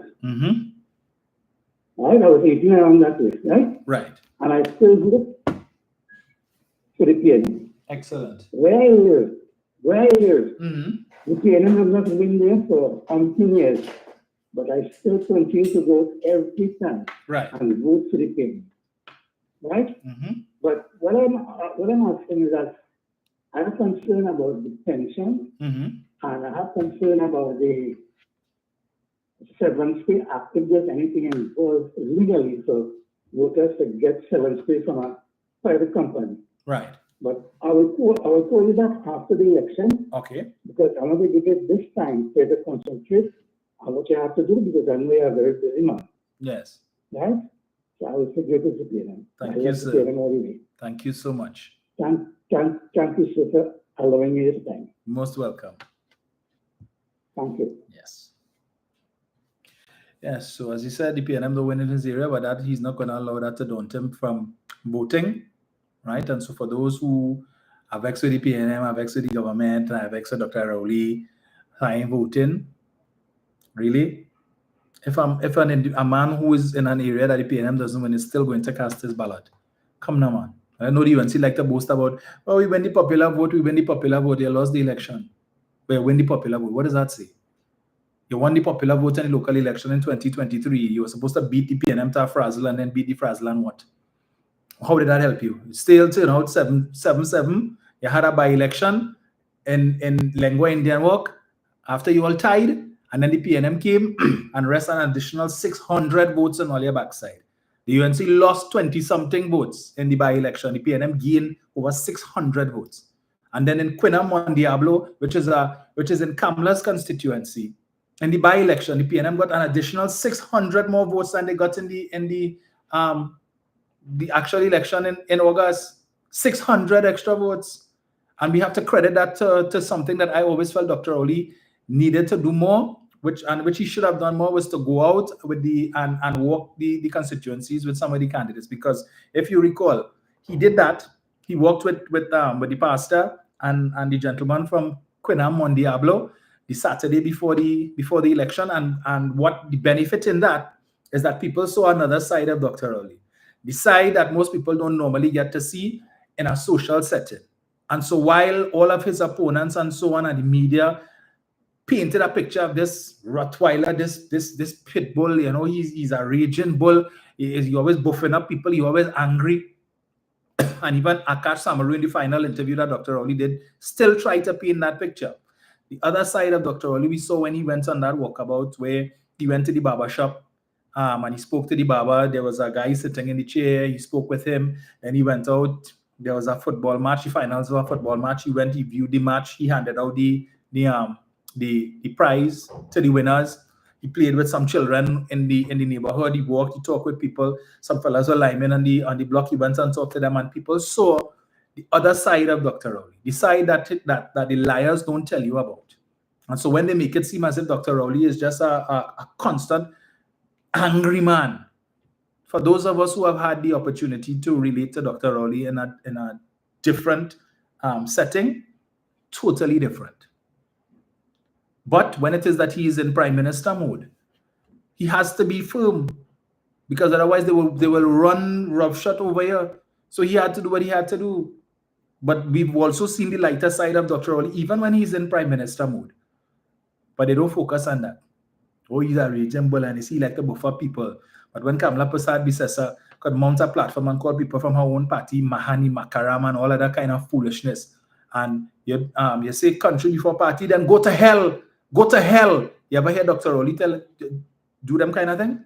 No, but she's so loving and she's so caring and she's so mild and her hands are clean and her heart is pure and she's like a mother and all of that. But cross her, and all of the nasty things that she had to say about Paris, You're going to hug up Philip Watts, who was with the PNM for how long? Philip Watts was constituency chairman, PNM.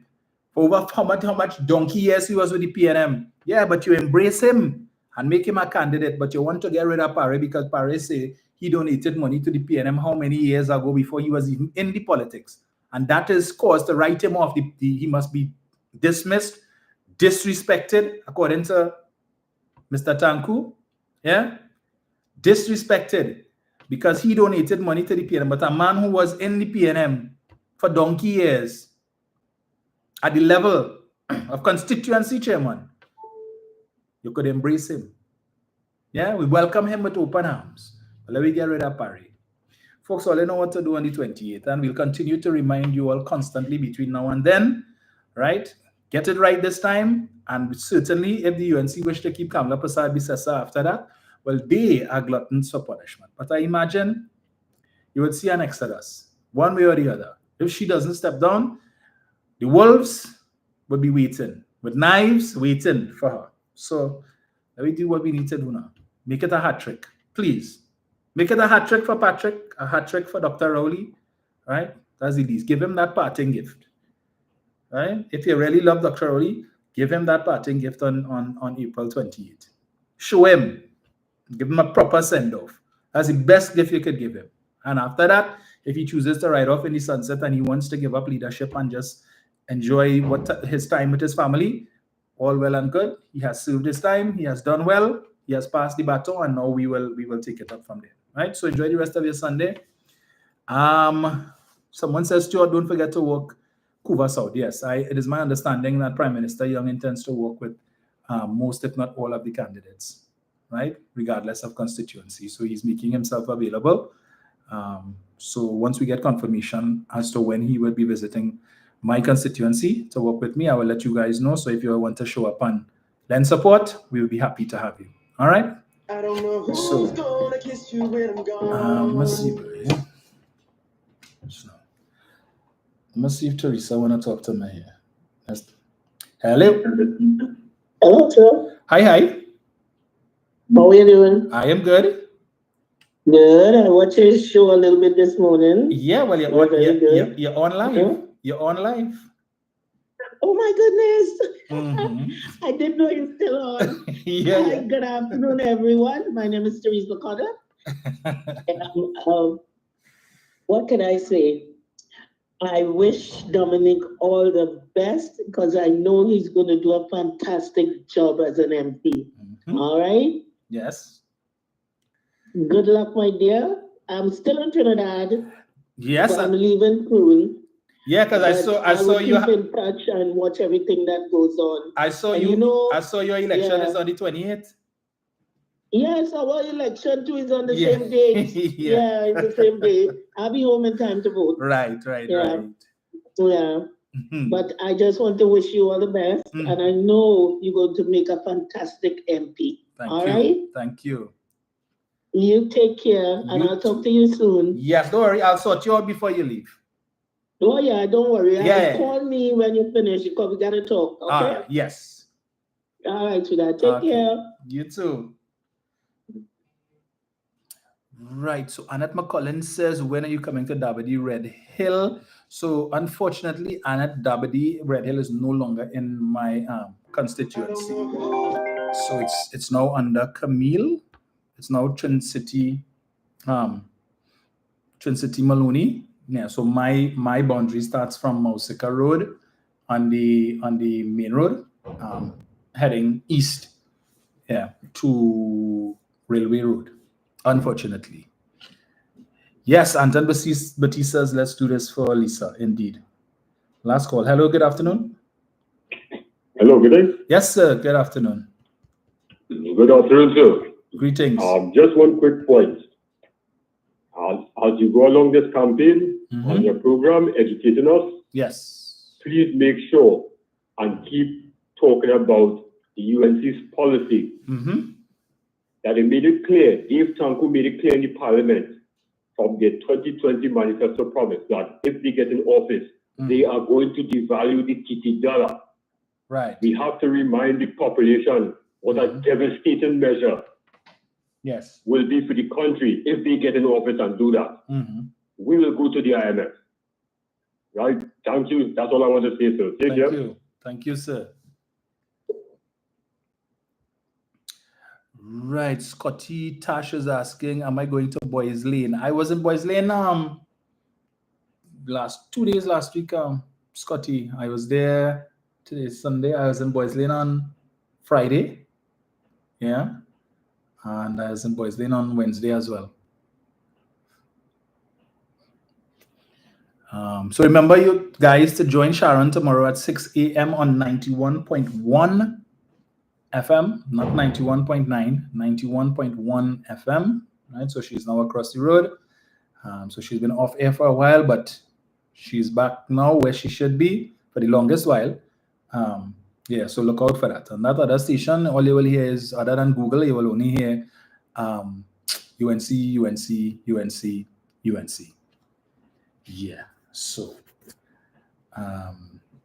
yes, Scotty saying I didn't know. Probably the time that we passed, Scotty, you may not have been home. Yeah, so I think closest I'll be to your today this week is Galaxy Gardens, I think it is. Yeah, because we closed up just there, just around that area, and then Andrew Lane. We still have to do Reed Lane, Olton Road, but I guess all of that will be done this week, because I told them, as we end Dabadi, let's just close up Dabadi and then we will head further east. Yeah, so I'll be in that particular area for this week. Nicholas Oliver says the UNC planning to blow the treasury again. Of course, man have bills to pay. Remember, Rudal Munilal owing 600 and something thousand, the bailiff and credit checks looking for him. Right? Don't forget that. And plus he has who you win? Somebody has to pay. Who you had to pay? Roger. He win Roger 500,000. But Roger might give him a little blind to give him some time to pay. All right? There's friends now, but when Roger Blas, when he came with the picture during the fake oil thing, and he say, have a picture here with Ansel Roger in a room with this one and that one, and I want to know if this is an office in a private dwelling in Pinal belonging to AV Drilling. And then the next day, Roger had to come and denounce it and bring the media to Paramount Building to show them the office. Look, the couch there. Look, the filing cabinet there. And I'm surprised that Munilal would make such a claim, since he has been in this office before. And everything in here, he knows this office. So I don't understand how he could be coming out to ask if this is an office in a private dwelling in Pinal. See, they must lie. As Mr. Manning says, show me a lie and I'll show you a thief. Right? The whole leadership of the UNC need to do a ID parade. Right? Yeah, all of them. Folks, we will chat again on Tuesday morning, God's willing. Enjoy the rest of your Sunday. So let me go and brace the sun and go meet the voters. Yeah, because as I said, I'm not taking their votes for granted. Ruma is saying, when PM Young working with you. So we will get confirmation of that this week. Ruma, exactly where. I was told it's supposed to be Saturday coming, but yeah, we're just waiting for the PM's office to confirm that. And once I get that info, I will let you guys know, right? So yeah, we will chat on Tuesday. Yes, you're most welcome. I understand Melka is saying Aisha is also back, would also be on 91.1. Sorry. Okay. So it's just for Google to go across there now. And that, only want to cripple Iowa. Anyway, I made his bed, so now he has to lie in it. Folks, Tuesday. Yeah, someone is calling for me to visit in the Martin Central. Well, I'll reach out to Simon. I don't mind coming and working with him for maybe one day. Yeah, and he can return the favor. All right, so Tuesday, folks. Yes, we see here.